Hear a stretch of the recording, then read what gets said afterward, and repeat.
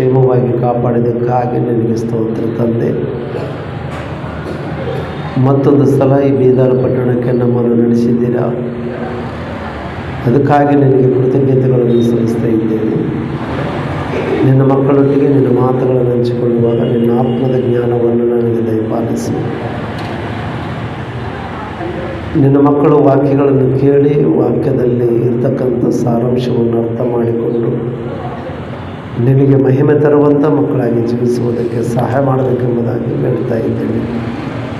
ಹೇಳುವಂಥ ನನ್ನನ್ನು, ಕೇಳುವಂಥ ನಿನ್ನ ಮಕ್ಕಳನ್ನು, ಬರುವಂಥ ಮಕ್ಕಳನ್ನು ಕೂಡ ನಿನಗೆ ಒಪ್ಪಿಸ್ತಾ ಇದ್ದೇನೆ. ಆಶೀರ್ವದಿಸಬೇಕೆಂಬುದಾಗಿ ಬೇಡ್ತಾ ಇದ್ದೇನೆ.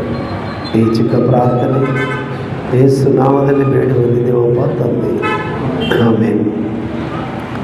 ಪ್ರೀತಿಯುಳ್ಳಂಥ ದೇವರ ಮಕ್ಕಳೇ, ಕೂಡಿ ಬಂದಿರತಕ್ಕಂಥ ನಿಮ್ಮೆಲ್ಲರಿಗೂ ನಮ್ಮ ಕರ್ತನಾದಂಥ ಯೇಸು ಕ್ರಿಸ್ತವರ ಪರಿಶುದ್ಧವಾದ ನಾಮದಲ್ಲಿ ವಂದನೆಗಳನ್ನು ತಿಳಿಸ್ತಾ ಇದ್ದೀನಿ. ದೇವರು ನಿಮ್ಮೆಲ್ಲರನ್ನು ಆಶೀರ್ವದಿಸಲಿ. ನಾವು ಮತ್ತೊಂದು ಸಲ ಈ ಬೈದರ ಪಟ್ಟಣಕ್ಕೆ ಬರಮಾಡಿರ್ತಕ್ಕಂಥ ದೇವರಿಗೆ ನಾವು ಕೃತಜ್ಞತೆಗಳನ್ನು ಸಲ್ಲಿಸುವನಾಗಿದ್ದೇನೆ. ಅದೇ ರೀತಿಯಾಗಿ ಕೂಡಿ ಬಂದಂಥ ನಾವೆಲ್ಲರೂ ಕೂಡ ಆಯುರ ಆರೋಗ್ಯವನ್ನು ಪಡೆದುಕೊಂಡು ಮತ್ತೊಂದು ಸಲ ದೇವರ ವಾಕ್ಯವನ್ನು ಧ್ಯಾನಿಸುವಂಥ ಅವಕಾಶ ದೇವರು ನಮಗೆ ಮಾಡಿಕೊಟ್ಟಿದ್ದಾನೆ. ನಾವು ಈ ಸಮಯದಲ್ಲಿ ಅತ್ಯುನ್ನತವಾದಂತಹ ದೇವರ ವಾಕ್ಯವನ್ನು ನಾವು ಓದಿಕೊಂಡು ದೇವರ ವಾಕ್ಯದಲ್ಲಿ ಹೆಚ್ಚಾಗಿ ಬೆಳೆದು ದೇವರಿಗೆ ಮಹಿಮೆ ತರುವಂಥ ರೀತಿಯಲ್ಲಿ ನಾವು ನಡೆದು ಈ ಲೋಕದಲ್ಲಿ ಜೀವಿಸೋಣ ಪ್ರಿಯರೇ. ನಾವು ದೇವರ ಸಂದೇಶಗಳನ್ನು ಅನೇಕ ಅಂಶಗಳನ್ನು ನಾವು ಕೇಳ್ತಾ ಇದ್ದೀವಿ. ನನ್ನ ಮುಖಾಂತರ ಆಗ್ಬೋದು, ರಾಮ್ ಸರ್ ಮುಖಾಂತರ ಆಗಿರ್ಬೋದು, ಇನ್ನೂ ಅನೇಕರ ಮುಖಾಂತರ ದೇವರ ವಾಕ್ಯಗಳು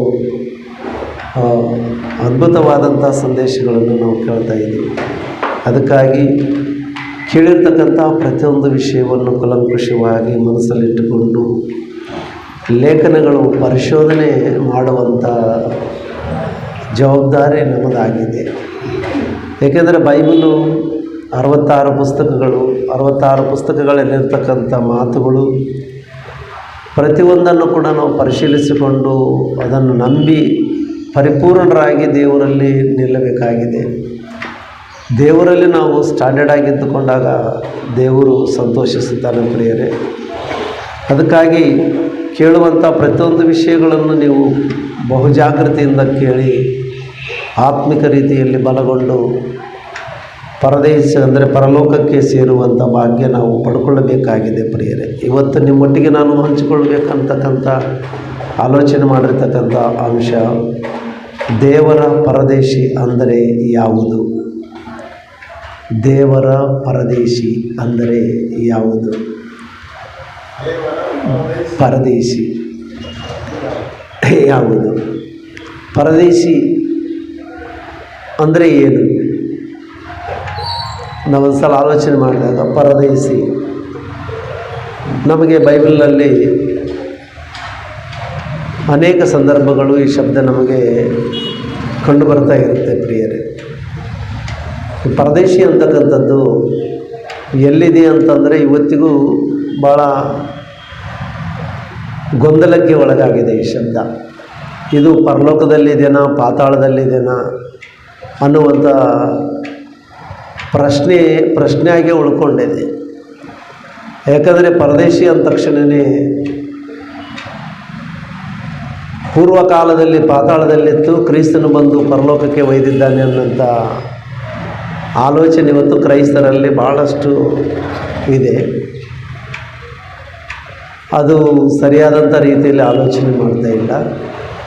ನಾವು ಆ ಪರದೇಶಿ ವಿಷಯದಲ್ಲಿ ನಾವು ಪಕ್ಕಕ್ಕಿಟ್ಟು ದೇವರ ಪರದೇಶಿ ಅಂದರೆ ಯಾವುದು? ಪ್ರಕಟಣೆ ಗ್ರಂಥ 2ನೇ ಅಧ್ಯಾಯ 7ನೇ ವಚನವನ್ನು ನಾವು ನೋಡುವಾಗ, ಪ್ರಕಟಣೆ ಗ್ರಂಥ 2ನೇ ಅಧ್ಯಾಯ 7ನೇ ವಚನವನ್ನು ನಾವು ಆಲೋಚನೆ ಮಾಡೋಣ ಪ್ರಿಯರೇ. ದೇವರ ಆತ್ಮನು ಸಭೆಗಳಿಗೆ ಹೇಳುವುದನ್ನು ಕಿವಿಯುಳ್ಳವನು ಕೇಳಲಿ. ದೇವರ ಆತ್ಮನು ದೇವರ ಆತ್ಮನು ಸಭೆಗಳಿಗೆ ಹೇಳುವುದನ್ನು ಕಿವಿಯುಳ್ಳವನು ಕೇಳಲಿ. ಯಾವನು ಜಯವಂದುತ್ತಾನೋ ಅವನಿಗೆ ದೇವರ ಪರದೈಸಿನಲ್ಲಿರುವ ಜೀವದಾಯಕ ವೃಕ್ಷದ ಹಣ್ಣನ್ನು ತಿನ್ನುವುದಕ್ಕೆ ಕೊಡುವನು ಎಂಬುದಾಗಿ ಈ ವಚನದಲ್ಲಿ ನಾವು ಇರತಕ್ಕಂಥ ವಿಷಯವನ್ನು ಆಲೋಚನೆ ಮಾಡೋಣ. ದೇವರ ಪರದೈಸಿನಲ್ಲಿರುವ ಜೀವದಾಯಕ ವೃಕ್ಷದ ಹಣ್ಣನ್ನು ತಿನ್ನುವುದಕ್ಕೆ ಕೊಡುವೆನು. ದೇವರ ಪರದೇಶಿ, ಒಂದು ವೇಳೆ ಪರದೇಶಿನಲ್ಲಿ ದೇವರಿದಾನ ಅಥವಾ ದೇವರ ಪರದೇಶಿ ಬೇರೆನಾ? ನನ್ನ ಪ್ರಶ್ನೆ. ಪರದೇಶದಲ್ಲಿ ದೇವರಿದಾನ, ಒಂದು ವೇಳೆ ಪರದೇಶದಲ್ಲಿ ದೇವರಿದಾನ ಅಂತ ಆಲೋಚನೆ ಮಾಡಿದರೆ, ನಾವು ಪರದೇಶಿನಲ್ಲೇ ದೇವರಿದ್ದಾನೆ ಅಂತ ನಾವು ಆಲೋಚನೆ ಮಾಡಿದರೆ, ಇದೇ ಗ್ರಂಥ 6ನೇ ಅಧ್ಯಾಯ 9, 10, 11 ವಚನಗಳು ನಾವು ನೋಡುವಾಗ ಆತನು 5ನೇ ಮುದ್ರೆಯನ್ನು ಒಡೆದಾಗ ದೇವರ ವಾಕ್ಯದ ನಿಮಿತ್ತವಾಗಿಯೂ ತಾವು ಹೇಳಿದ ಸಾಕ್ಷಿಗಳ ನಿಮಿತ್ತವಾಗಿಯೂ ಹತವಾದವರ ಆತ್ಮಗಳು ಯಜ್ಞವೇದಿಯ ಕೆಳಗಿರುವುದನ್ನು ಕಂಡೆನು. ಅವರು ಒಡೆಯನೇ, ಪರಿಶುದ್ಧನೂ ಸತ್ಯವಂತನೂ ಆಗಿರುವಾತನೇ, ಭೂನಿವಾಸಿಗಳು ನಮ್ಮನ್ನು ಕೊಂದದ್ದಕ್ಕಾಗಿ ನೀನು ಎಷ್ಟು ಕಾಲದ ವರೆಗೂ ನ್ಯಾಯ ವಿಚಾರಣೆ ಮಾಡದೆಯೂ ಪ್ರತಿದಂಡನೆ ಮಾಡದೆಯೂ ಇರುವಿ ಎಂದು ಮಹಾಶಬ್ದದಿಂದ ಕೂಗಿದನು ಎಂಬುದಾಗಿ. ಇವರು ಎಲ್ಲಿದ್ದಾರೆ ಅಂತಂದರೆ ಯಜ್ಞವೇದಿಯ ತೆಳಗೆ, ಅಂದರೆ ಯಜ್ಞವೇದಿ ಅಂತಂದರೆ ಭೂಮಿಯ ತೆಳಗೆ ಅಂದರೆ ಪಾತಾಳ ಲೋಕದಲ್ಲಿ ಪರದೇಶಿ ಎಂಬ ಸ್ಥಳದಲ್ಲಿದ್ದಾರೆ ಅಂತಕ್ಕಂಥದ್ದನ್ನು ನಾವು ನೋಡ್ತೇವೆ ಪ್ರಿಯರೇ. ಹೌದಾ ಇಲ್ಲ? ನಾವು ಬಡಲಾಜರನು ಮತ್ತು ಧನವಂತನ ವಿಷಯದಲ್ಲಿ ನಾವು ಆಲೋಚನೆ ಮಾಡುವಾಗ ಧನವಂತನು ಪಾತಾಳದಲ್ಲಿ ಯಾತನೆ ಪಡುವಂಥ ಸ್ಥಳದಲ್ಲಿದ್ದಾನಂತೇಳಿ ನಮಗೆ ಕಂಡು ಬರುತ್ತೆ. ಮತ್ತು ಈ ಬಡಲಾಜರನು ಎಲ್ಲಿದ್ದಾನಂತಂದರೆ ಅಬ್ರಹಾಮನ ಎದೆಗೆ ಒರಗಿಕೊಂಡಿದ್ದಾನೆ, ಅದೇ ಪರದೇಶಿ ಎಂಬುದಾಗಿ ನಮಗೆ ವಾಕ್ಯದಲ್ಲಿ ಸ್ಪಷ್ಟವಾಗಿರುತ್ತೆ. ನಾನು ಮೇಲ್ಮೇಲೆ ಹೇಳ್ಕೊತ ಹೋಗ್ತೀನಿ, ಯಾಕಂದರೆ ನೀವೆಲ್ಲರೂ ಕೂಡ ತಿಳಿದಿರ್ತಕ್ಕಂಥವ್ರೆ ಅಂಥೇಳಿ ನಾನು ಫುಲ್ ವಿವರಣೆ ಕೊಡೋದಕ್ಕೆ ನನಗೆ ಇಷ್ಟಪಡಲ್ಲ. ಯಾಕಂದರೆ ನಮಗೆ ಗೊತ್ತು, ಶಿಲುಬೆಯಲ್ಲಿ ಒಬ್ಬ ಕಳ್ಳನು ಪಾಪ ಕ್ಷಮಾಪಣೆಯನ್ನು ಹೊಂದಿಕೊಂಡು ನಿನ್ನ ರಾಜ್ಯದೊಂದಿಗೆ ನೀನು ಬರುವಾಗ ನನ್ನನ್ನು ನೆನೆಸ್ಕೊ ಅಂತಂದಾಗ ಅಲ್ಲಿ ವಾಕ್ಯ ಹೇಳ್ತದೆ, ಇವತ್ತೇ ನನ್ನ ಸಂಗಡ ನೀನು ಪರದೇಶಿಯಲ್ಲಿ ಇರುವೆ ಅಂತೀವ. ಅಂದರೆ ಪರದೇಶಿ ಅಂತಕ್ಕಂಥದ್ದು ಎಲ್ಲಿದೆ ಅಂತಂತ ಆಲೋಚನೆ ಮಾಡಿದರೆ ಪಾತಾಳದಲ್ಲಿ ಪರದೇಶಿ ಇದೆ. ಅದು ಒಂದು ಕಡೆಗೆ ವಿಶ್ರಾಂತಿ ತೆಗೆದುಕೊಳ್ಳುವಂಥ ಸ್ಥಳ, ಅದೇ ಪರದೇಶಿ. ಒಂದು ಕಡೆಗೆ ಯಾತನೆ ಪಡುವಂಥ ಸ್ಥಳ, ಅದು ತಾತ್ಕಾಲಿಕವಾದ ಶಿಕ್ಷೆ, ಪಾಪ ಮಾಡಿದವರಿಗೆ ತಾತ್ಕಾಲಿಕವಾದ ಶಿಕ್ಷೆ ಹೊಂದುವಂಥ ಒಂದು ಪ್ಲೇಸ್ ಅದು. ಈ ಎರಡರ ಮಧ್ಯದಲ್ಲಿ ಡಂಗೋರ ಅಂಬುದಿದೆ ನೋಡು, ಅದು ಭಯಂಕರವಾದಂಥ ನರಕ. ಆ ನರಕದಲ್ಲಿ ಇನ್ನೂ ಯಾರೂ ಬಿದ್ದಿಲ್ಲ, ಆ ನರಕಕ್ಕೆ ಇನ್ನೂ ಯಾರೂ ಒಯ್ದಿಲ್ಲ. ಪರದೇಶಿನಲ್ಲಿ ಒಂದು ಭಾಗ ಇದು, ಮೂರು ಭಾಗ ಮಾಡಿದರೆ, ಪಾತಾಳವನ್ನು 3 ಭಾಗ ಮಾಡಿದರೆ, ಒಂದು ಭಾಗ ಪರದೇಶಿ, ಒಂದು ಭಾಗ ಯಾತನೆ ಪಡುವಂಥ ಸ್ಥಳ, ಒಂದು ಭಾಗ ಡಂಗೋರ ಎಂಬುದಾಗಿ ವಾಕ್ಯ ಹೇಳ್ತಾ ಇದೆ. ಈ ಪರದೇಶಿನಲ್ಲಿರ್ತಕ್ಕಂಥವ್ರು ವಿಶ್ರಾಂತಿ ತೆಗೆದುಕೊಳ್ತಕ್ಕಂಥವ್ರು. ಆ್ಯಕ್ಚುಲಿ ಅಂದರೆ ಪರದೇಶಿ ಅಂತಂದ್ರೇ ವಿಶ್ರಾಂತಿ ಕೊಠಡಿ, ವಿಶ್ರಾಂತಿ ತೆಗೆದುಕೊಳ್ಳುವಂಥ ಸ್ಥಳ. ಈಗ ನಾವು ಕೆಲವು ದೊಡ್ಡ ಊರುಗಳಲ್ಲಿ ದೊಡ್ಡ ಹೋಟೆಲ್ ನೋಡ್ತಿರ್ತೀವಿ, ಪ್ಯಾರಡೈಸ್ ಅಂತೇಳಿ ಹೋಟೆಲ್ ನೋಡ್ತಿರ್ತೀವಿ. ಪ್ಯಾರಡೈಸ್ ಅಂತಂದರೆ ಅದೇ ಅರ್ಥ ಏನಂತಂದರೆ ಪರದೇಶಿ ಅಂತ. ಪರದೇಶಿ ಅಂತಂದ್ರೆ ಅರ್ಥ ಏನಂತಂದರೆ ವಿಶ್ರಾಂತಿ ತೆಗೆದುಕೊಳ್ಳುವಂಥ ಸ್ಥಳಗಳು ಎಂಬುದಾಗಿ. ಕೆಲವರು ದೊಡ್ಡ ಪಾರ್ಕ್ ಕಟ್ಕೊಳ್ತಾರೆ, ಫಾರ್ಮ್ ಹೌಸ್ ಕಟ್ಕೊತಾರೆ ಶ್ರೀಮಂತರು. ಯಾಕಂದರೆ ವಿಶ್ರಾಂತಿ ಗೃಹ ಅಂತಾರೆ ಅದನ್ನು, ನಿರೀಕ್ಷಣೆ ಮಂದಿರ ಅಂತೇಳಿ. ನಾವು ಗೌರ್ಮೆಂಟ್ ಕೂಡ ಅಲ್ಲಲ್ಲಿ IB ಸರ್ಕಲ್ ಮಾಡಿರ್ತಾರೆ. IBಯಲ್ಲಿ ಯಾಕಂದರೆ ಅದು ನಿರೀಕ್ಷಣಾ ಮಂದಿರ ಅಂತಂದರೆ ವಿಶ್ರಾಂತಿ ತೆಗೆದುಕೊಳ್ಳುವ ಮಂದಿರ, ಪ್ಯಾರಡೈಸ್ ಅಂಥೇಳಿ ಅದಕ್ಕೆ ಅರ್ಥ ಕೊಡುವಂಥದ್ದಾಗಿದೆ. ಅದಕ್ಕೆ ದೇವರಿಗೋಸ್ಕರ ಪ್ರಯಾಸ ಪಟ್ಟವರೆಲ್ಲರೂ ಕೂಡ ಎಲ್ಲಿದ್ದಾರೆ ಅಂತ ನಾವು ಆಲೋಚನೆ ಮಾಡಿದರೆ ಪರದೇಶಿ ಎಂಬ ಸ್ಥಳದಲ್ಲಿದ್ದಾರೆ. ದೇವರಿಗೋಸ್ಕರ ಪ್ರಯಾಸ ಪಟ್ಟಿರ್ತಕ್ಕಂಥ ಪ್ರತಿಯೊಬ್ಬರು ಕೂಡ ಪರದೇಶಿನಲ್ಲಿದ್ದಾರೆ. ಅಬ್ರಹಾಮನು ಮೊದಲುಗೊಂಡು ನಾವು ಆಲೋಚನೆ ಮಾಡಿದರೆ, ಅದಕ್ಕೆ ಅಬ್ರಹಾಮನು ವಿಶ್ವಾಸಿಗಳಿಗೆ ಮೂಲಪಿತನಾಗಿರುವುದರಿಂದ ಪ್ರತಿಯೊಬ್ಬರನ್ನು ಕೂಡ ಒಯ್ದು ಅಬ್ರಹಾಮನ ಸ್ಥಳದಲ್ಲಿ ಕುಂದಿರಿಸುವುದನ್ನು ನೋಡ್ತಾರೆ. ಈ ಬಡಲಾಜರನನ್ನು ಕೂಡ ಎಲ್ಲಿ ಒರಗಿಸಿದರು? ಅಬ್ರಹಾಮನ ಎದೆಗೆ ಒರಗಿಸಿದರು. ಅಬ್ರಹಾಮು ಯಾತನೆ ಪಡುವಂಥ ಸ್ಥಳದಲ್ಲಿದ್ದಾನ, ವಿಶ್ರಾಂತಿ ತೆಗೆದುಕೊಳ್ತಾ ಇದ್ದಾನ. ಅಬ್ರಹಾಮು ಪರಲೋಕಕ್ಕೆ ಹೋಗಿದ್ದಾನ, ಪರದೇಶದಲ್ಲಿದ್ದಾನ? ಕೇಳಬೇಕು. ಅಬ್ರಹಾಮು ಎಲ್ಲಿದ್ದಾನೆ? ಅಬ್ರಹಾಮನ ಮೊದಲುಗೊಂಡು ನೀತಿವಂತವರು ಆದವರು ಎಲ್ಲರೂ ಕೂಡ, ದೇವರಿಗೋಸ್ಕರ ಬದುಕಿದವರೆಲ್ಲರೂ ಕೂಡ ಎಲ್ಲಿದ್ದಾರೆ ಅಂತಂದರೆ ಪರದೈಸೆಯಲ್ಲಿದ್ದಾರೆ. ಪರದೈಸಿನಲ್ಲಿ ವಿಶ್ರಾಂತಿ ತೆಗೆದುಕೊಳ್ತಾ ಇದ್ದಾರೆ ಅವರು ಅಂತಕ್ಕಂಥದ್ದು ವಾಕ್ಯ ನಮಗೆ ಕ್ಲಿಯರ್ ಆಗಿ ಹೇಳ್ತಾ ಇದೆ. ಹೌದಾ? ಅವರು ಅಲ್ಲಿದ್ದಾರೆ ಪ್ರಿಯರೇ. ಮತ್ತು ಪಾಪ ಮಾಡಿದವರೆಲ್ಲರೂ ಎಲ್ಲಿದ್ದಾರೆ ಅಂತಂದರೆ ಯಾತನೆ ಪಡುವಂಥ ಸ್ಥಳದಲ್ಲಿ. ಈಗ ಯಾರು ಧನವಂತರು ಹೋದನಲ್ಲ ಆ ಸ್ಥಳದಲ್ಲಿ ಎಲ್ಲರೂ ಅದೇ ಸ್ಥಳದಲ್ಲಿದ್ದಾರೆ. ಮೊದಲಿಂದ ಮೊದಲುಗೊಂಡ ಕೈಹೇನು ಮೊದಲುಗೊಂಡು ಇಲ್ಲಿಯವರೆಗೆ ಯಾರಾದರೂ ಪಾಪ ಮಾಡಿ ಸತ್ತಿದ್ದಾರೋ ಅವರೆಲ್ಲರೂ ಕೂಡ ಎಲ್ಲಿದ್ದಾರೆ ಅಂದರೆ ಯಾತನೆ ಪಡುವಂಥ ಸ್ಥಳದಲ್ಲಿ ಶಿಕ್ಷೆ ಅನುಭವಿಸ್ತಾ ಇದ್ದಾರೆ. ಇವರು ವಿಶ್ರಾಂತಿಯನ್ನು ತೆಗೆದುಕೊಳ್ತಾ ಇದ್ದಾರೆ ಅಂತಕ್ಕಂಥದ್ದು ನಮಗೆ ಕಾಣ್ತಿದೆ. ನೀತಿವಂತರು ವಿಶ್ರಾಂತಿ ಸ್ಥಳಕ್ಕೆ ಪರದೇಶ ಅಂತ ಹೆಸರಿಟ್ಟಿದ್ದಾನೆ. ಪಾಪಿಗಳು ಯಾತನೆ ಪಡುವಂಥ ಸ್ಥಳಕ್ಕೆ ಅದನ್ನು ಯಾತನೆ ಪಡುವಂಥ ಸ್ಥಳ, ಶಿಕ್ಷೆ ಹೊಂದುವಂಥ ಸ್ಥಳ, ತಾತ್ಕಾಲಿಕವಾದಂಥ ಸ್ಥಳ. ಈಗ ನಾವು ತಪ್ಪು ಮಾಡಿದವನ್ನ ಸೀದಾ ವೈದ್ಯಕೀಯ ಗಲ್ಲು ಶಿಕ್ಷೆಗೆ ಏರಿಸಲ್ಲ. ತಪ್ಪು ಮಾಡಿದವನ ಸ್ಟೇಟ್ ಹೋಗಿ ಯಾವ ಜೀವ ಶಿಕ್ಷೆ ಕೊಡಲ್ಲ, ಸೆಂಟ್ರಲ್ ಜೈಲಲ್ಲಿ ಹಾಕಲ್ಲ. ತಾತ್ಕಾಲಿಕವಾಗಿ ಇಲ್ಲೇ ಲೋಕಲ್ ಸ್ಟೇಷನಲ್ಲಿ ಇಡ್ತಾರೆ ಅವನ್ನ. ಆ ತೀರ್ಪಾದ ನಂತರ ಅವನಿಗೆ ಜಡ್ಜ್ಮೆಂಟ್ ಆದ ನಂತರ ಅವನಿಗೆ ಏನು ಶಿಕ್ಷೆ ಆಗಬೇಕು ಆ ಶಿಕ್ಷೆ ಇನ್ನೊಂದು ಸೆಂಟ್ರಲ್ ಜೈಲಲ್ಲಿ ಹಾಕಿ ಅವನಿಗೆ ಯಾವ ಜೀವ ಶಿಕ್ಷೆ ಕೊಡೋದಾಯಿತು, ಅಥವಾ ಅವನಿಗೆ ಮರಣದಂಡನೆ ವಿಧಿಸುವುದಾಯಿತು, ಅಥವಾ 7 ವರ್ಷ ಕಠಿಣಾಗಾರ ಶಿಕ್ಷೆ ಆಯಿತು. ಆ ರೀತಿ ಕೊಡುವುದು ನಮ್ಮ ಸಮಾಜದಲ್ಲಿ ನಾವು ನೋಡ್ತೀವಿ ಪ್ರಿಯರೇ. ದೇವರು ಕೂಡ ಯಾತನೆ ಪಡುವಂಥ ಸ್ಥಳದಲ್ಲಿ ಇವರನ್ನು ಇಟ್ಟಿದ್ದಾನೆ. ಯಾಕೆ? ಯೇಸು ಕ್ರಿಸ್ತು 2ನೇ ಸಲ ಬರೋಣ ತನಕ ಇವರೆಲ್ಲಿರಬೇಕಾಗಿದೆ ಅಂದರೆ ಯಾತನೆ ಪಡುವಂಥ ಸ್ಥಳದಲ್ಲಿರಬೇಕಾಗಿದೆ. ಇವರು ವಿಶ್ರಾಂತಿಯಲ್ಲಿರಬೇಕಾಗಿದೆ, ಪ್ಯಾರಡೈಸ್ನಲ್ಲಿರಬೇಕಾಗಿದೆ, ಪರದೇಶದಲ್ಲಿರಬೇಕಾಗಿದೆ. ಹೌದಾ? ಅಂದರೆ ಮನುಷ್ಯರು ದೇವರ ಕ್ರಿಯೆಗಳನ್ನು ನಡೆಸಿ ಹೋದವರೆಲ್ಲರೂ ಕೂಡ ಪರದೇಶನಲ್ಲಿದ್ದಾರೆ ಅಂತಕ್ಕಂಥದ್ದನ್ನು ನಮಗೆ ಕಂಡು ಬರ್ತಾ ಇದೆ ಪ್ರಿಯರೇ. ಓಕೆನಾ? ಅದಕ್ಕಾಗಿ ನಾವು ಈ ವಾಕ್ಯದಲ್ಲಿ ಏನು ಓದಿದ್ದೀವಿ? ನಾವು ಯಾವುದು ಓದಿದ್ದೀರಿ ಈಗ ನೀವು? ಪ್ರಕಟಣೆ ಗ್ರಂಥ 6ನೇ ಅಧ್ಯಾಯ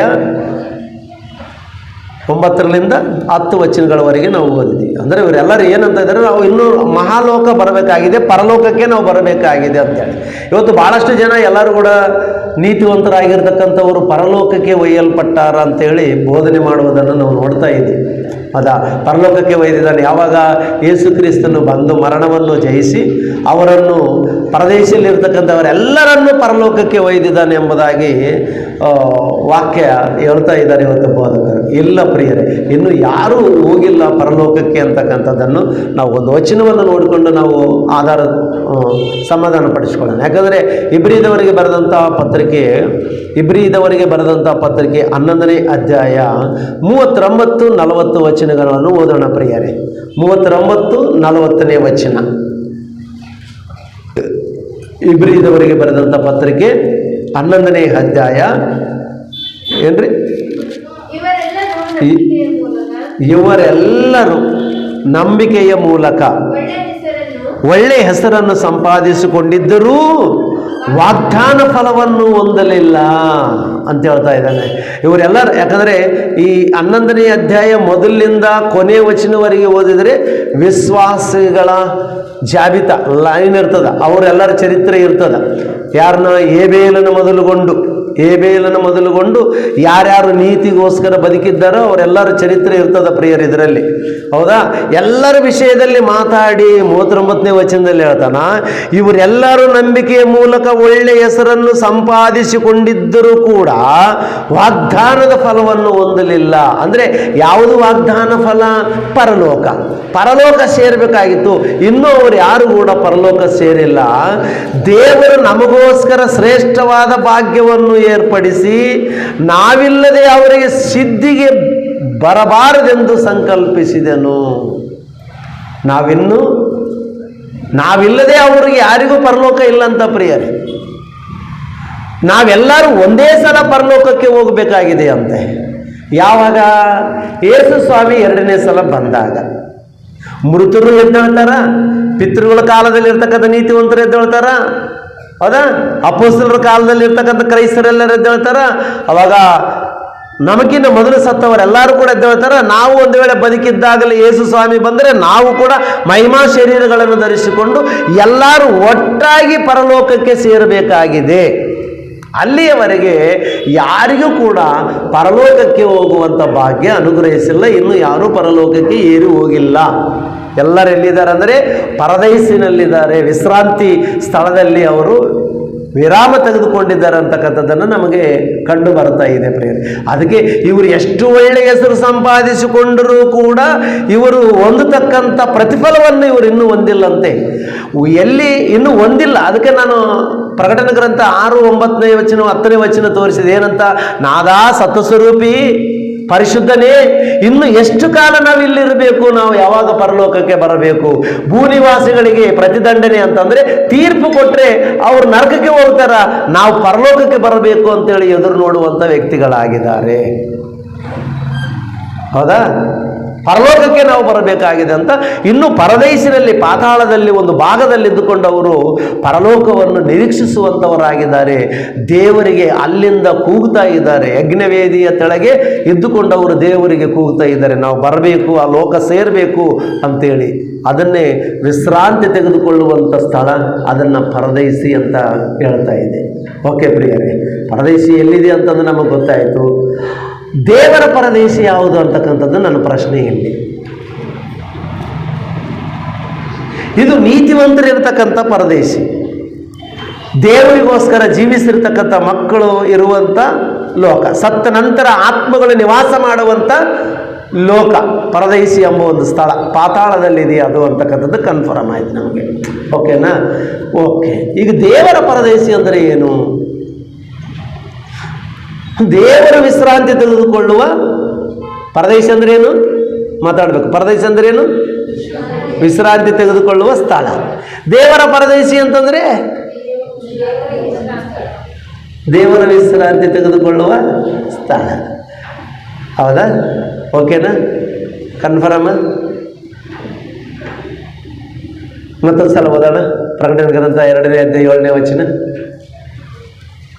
ಪ್ರಕಟಣೆ ಗ್ರಂಥ. ದೇವರಾತ್ಮನು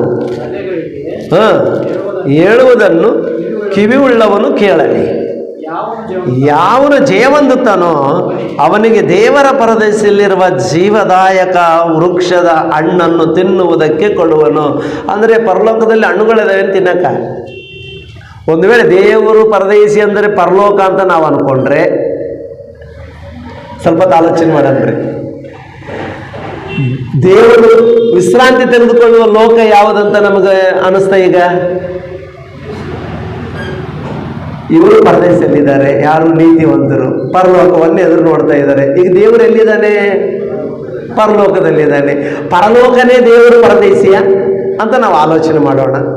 ಆತನ ವಿಶ್ರಾಂತಿ ತೆಗೆದುಕೊಳ್ಳುವಂಥ ಲೋಕನೇ ಪರಲೋಕ ಅಂತಂದರೆ ಪರಲೋಕದಲ್ಲಿ ವೃಕ್ಷಗಳಿದಾವ, ಪರಲೋಕದಲ್ಲಿ ಹಣ್ಣುಗಳಿದಾವ? ನನ್ನ ಪ್ರಶ್ನೆ. ಮತ್ತೆ ಪ್ರಕಟಣೆ ಗ್ರಂಥ 21ನೇ ಅಧ್ಯಾಯದಲ್ಲಿ ಅವರಿಗೆ ನೀರಡಿಕೆ ಆಗುವುದಿಲ್ಲ, ಹಸಿವಿರುವುದಿಲ್ಲ, ಕಣ್ಣೀರಿರುವುದಿಲ್ಲ, ಗೋಳಾಟ ಇರುವುದಿಲ್ಲ. ಹಸಿವೆ ಇಲ್ಲ ಅಂದ ಮೇಲೆ ಇನ್ನು ಹಣ್ಣು ಯಾಕಿರ್ಬೇಕಲ್ಲಿ? ಒಂದು ವೇಳೆ ಪರದೇಶಿನೇ ಪರಲೋಕ ಅನ್ಕೊಂಡ್ರೆ ಅಲ್ಲಿ ಜೀವದಾಯಕವಾದ ವೃಕ್ಷಗಳು ಯಾಕಿರಬೇಕು? ಹಣ್ಣು ಯಾಕಿರಬೇಕು? ಅಲ್ಲಿಗೆ ಹೋದ್ಮೇಲೆ ನಾವೇನಾದ್ರೂ ಮತ್ತೆ ಹಣ್ಣು ಗಿಣ್ಣು ತಿನ್ನೋದು ಏನಾದರೂ ಇದೆಯಾ? ಆಲೋಚನೆ ಮಾಡಬೇಕಾಗಿದೆಲ್ಲ. ಪರಲೋಕಕ್ಕೆ ಹೋಗ್ತೀವಿ ಅಂತ ನಮಗೆಲ್ಲರಿಗಿದೆ. ನಾವು ಪರಲೋಕಕ್ಕೆ ಹೋಗ್ಬೇಕಂತಲೇ ಇಷ್ಟೆಲ್ಲ ಪ್ರಯಾಸ ಪಡ್ತಾ ಇದ್ದೀವಿ.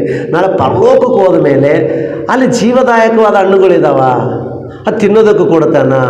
ಮತ್ತು 21ನೇ ಅಧ್ಯಾಯದಲ್ಲಿ ಏನಿದೆ? ತೆಗಿರಿ ಪ್ರಕಟಣೆ ಗ್ರಂಥ 21ನೇ ಅಧ್ಯಾಯದಲ್ಲಿ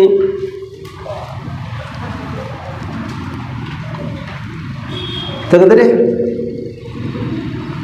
3ನೇ ವಚನ 4ನೇ ವಚನ ಓದ್ಕೊಳ್ಳೋಣ.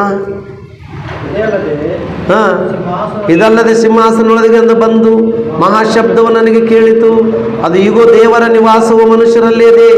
ಆತನು ಅವರೊಡನೆ ವಾಸ ಮಾಡುವನು, ಅವರು ಆತನಿಗೆ ಪ್ರಜೆಗಳಾಗಿರುವರು. ದೇವರು ತಾನೇ ಅವರ ಸಂಗಡಿರುವನು, ಅವರ ಕಣ್ಣೀರೆಲ್ಲ ಒರೆಸಿ ಬಿಡುವನು. ಇನ್ನು ಮರಣವಿರುವುದಿಲ್ಲ, ಇನ್ನು ದುಃಖವಾಗಲಿ, ಗೋಳಾಟವಾಗಲಿ, ಕಷ್ಟವಾಗಲಿ ಇರುವುದಿಲ್ಲ, ಮೊದಲನೇದೆಲ್ಲ ಹೋಯಿತು ಎಂದು ಹೇಳಿತು.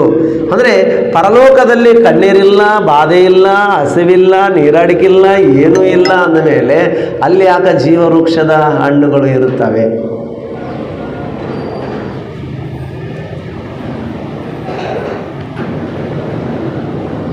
ಅಂದರೆ ದೇವರ ಪರದೇಶಿ ಪರಲೋಕ ಅಲ್ಲ.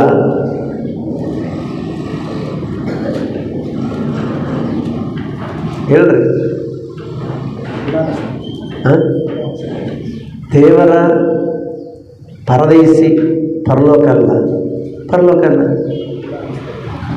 ಅಲ್ಲ ಅನ್ನಿಸ್ತದಂತ ರಾಜಿಗೆ.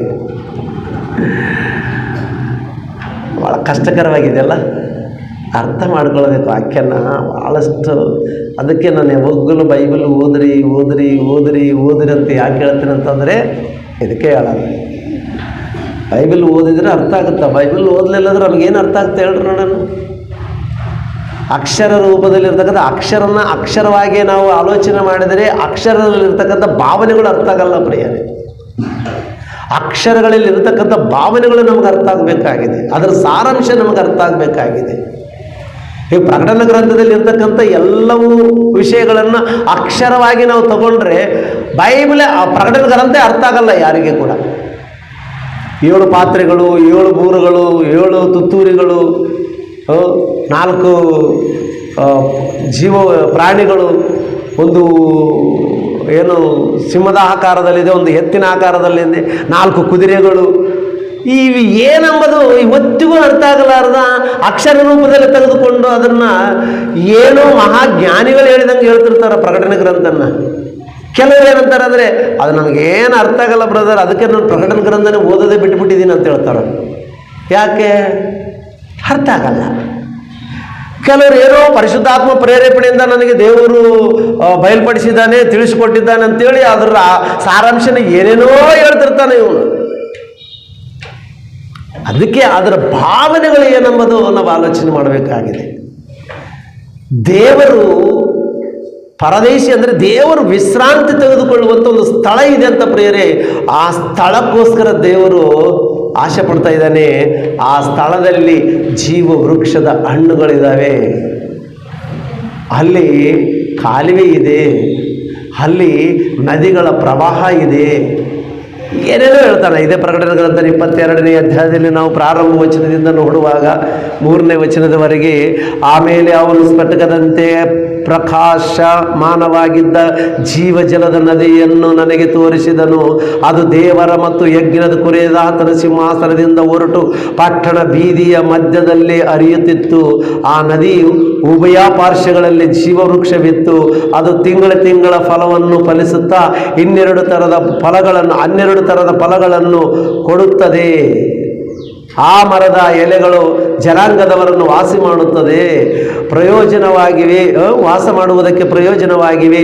ಇನ್ನು ಶಾಪಗ್ರಸ್ತವಾದದ್ದು ಒಂದೂ ಇರುವುದಿಲ್ಲ. ಈ ವಚನಗಳೆಲ್ಲ ನೋಡಿದ್ರೆ ಏನು ಅನ್ನಿಸ್ತದ ಪ್ರಿಯರೇ? ಈ ವಚನ ಓದಿದ್ರೆ ಈಗ ನಾನು ಓದಿದ್ನಲ್ಲ, ಮತ್ತೊಂದು ಸಲ ನೀವು ಓದ್ಕೊಳ್ರಿ. ಮತ್ತೊಂದು ಸಲ ಓದ್ಕೊಳ್ರಿ. ಇಲ್ಲಿಂದ 2ನೇ ವಚನದಿಂದ ಓದ್ಕೊಳ್ರಿ. ಜೀವವೃಕ್ಷವಿತ್ತು, ಅದು ತಿಂಗಳ ಫಲವನ್ನು ಫಲಿಸುತ್ತದೆ, 12 ಥರದ ಫಲಗಳನ್ನು ಕೊಡುತ್ತದೆ. ಆ ಮರದ ಎಲೆಗಳು ಜನಾಂಗಗಳವರನ್ನು ವಾಸ ಮಾಡುವುದಕ್ಕೆ ಪ್ರಯೋಜನವಾಗುತ್ತೆ. ವಾಸಿ ಮಾಡುವುದಕ್ಕೆ ಅಂದರೆ ಸ್ವಸ್ಥತೆ ಮಾಡುವುದಕ್ಕೆ. ಒಂದು ವೇಳೆ ಈ ಜೀವವೃಕ್ಷದ ಫಲ ಪರಲೋಕದಲ್ಲಿ ಇದೆ, ಇದು ಪರಲೋಕದ ವಿಷಯದಲ್ಲಿ ಮಾತಾಡ್ತಾ ಇದ್ದಾನೆ ಅಂತೇಳಿ ನಾವು ಅನ್ಕೊಳ್ಳೋಣ. ಅದೇ ಅನ್ಕೊಂಡಿದ್ದೀವಿ ಇವತ್ತು ಪ್ರಪಂಚದ ಕ್ರೈಸ್ತರೆಲ್ಲರೂ ಕೂಡ ಅದೇ ಅನ್ಕೊಂಡಿದ್ದಾರೆ. ಎಲ್ಲಿದೆ ಇದು? ಎಲ್ಲಿದೆ? ಪರಲೋಕದಲ್ಲಿದೆ. ಪರಲೋಕದ ಪಟ್ಟಣದ ಬೀದಿಯಲ್ಲಿ ನದಿ ಒಂದು ಹರಿತಾ ಇದೆ. ಆ ನದಿ ಆಚೆ ಈಚೆ ಜೀವವೃಕ್ಷದ ಫಲಗಳುಂಟು, ಮರಗಳುಂಟು. ಅದು ತಿಂಗಳ ಫಲ ಕೊಡುವಂಥದ್ದಾಗಿದೆ. ಅದರ ಎಲೆಗಳು ರೋಗಿಗಳನ್ನು ವಾಸ ಮಾಡುವಂಥದ್ದಾಗಿದೆ ಅಂತ ಕೇಳ್ತಾ ಇದೆ. ಅಂದರೆ ಪರಲೋಕದಲ್ಲಿ ರೋಗಿಗಳಿದ್ದಾರಾ ಅಂತ ನನ್ನ ಪ್ರಶ್ನೆ.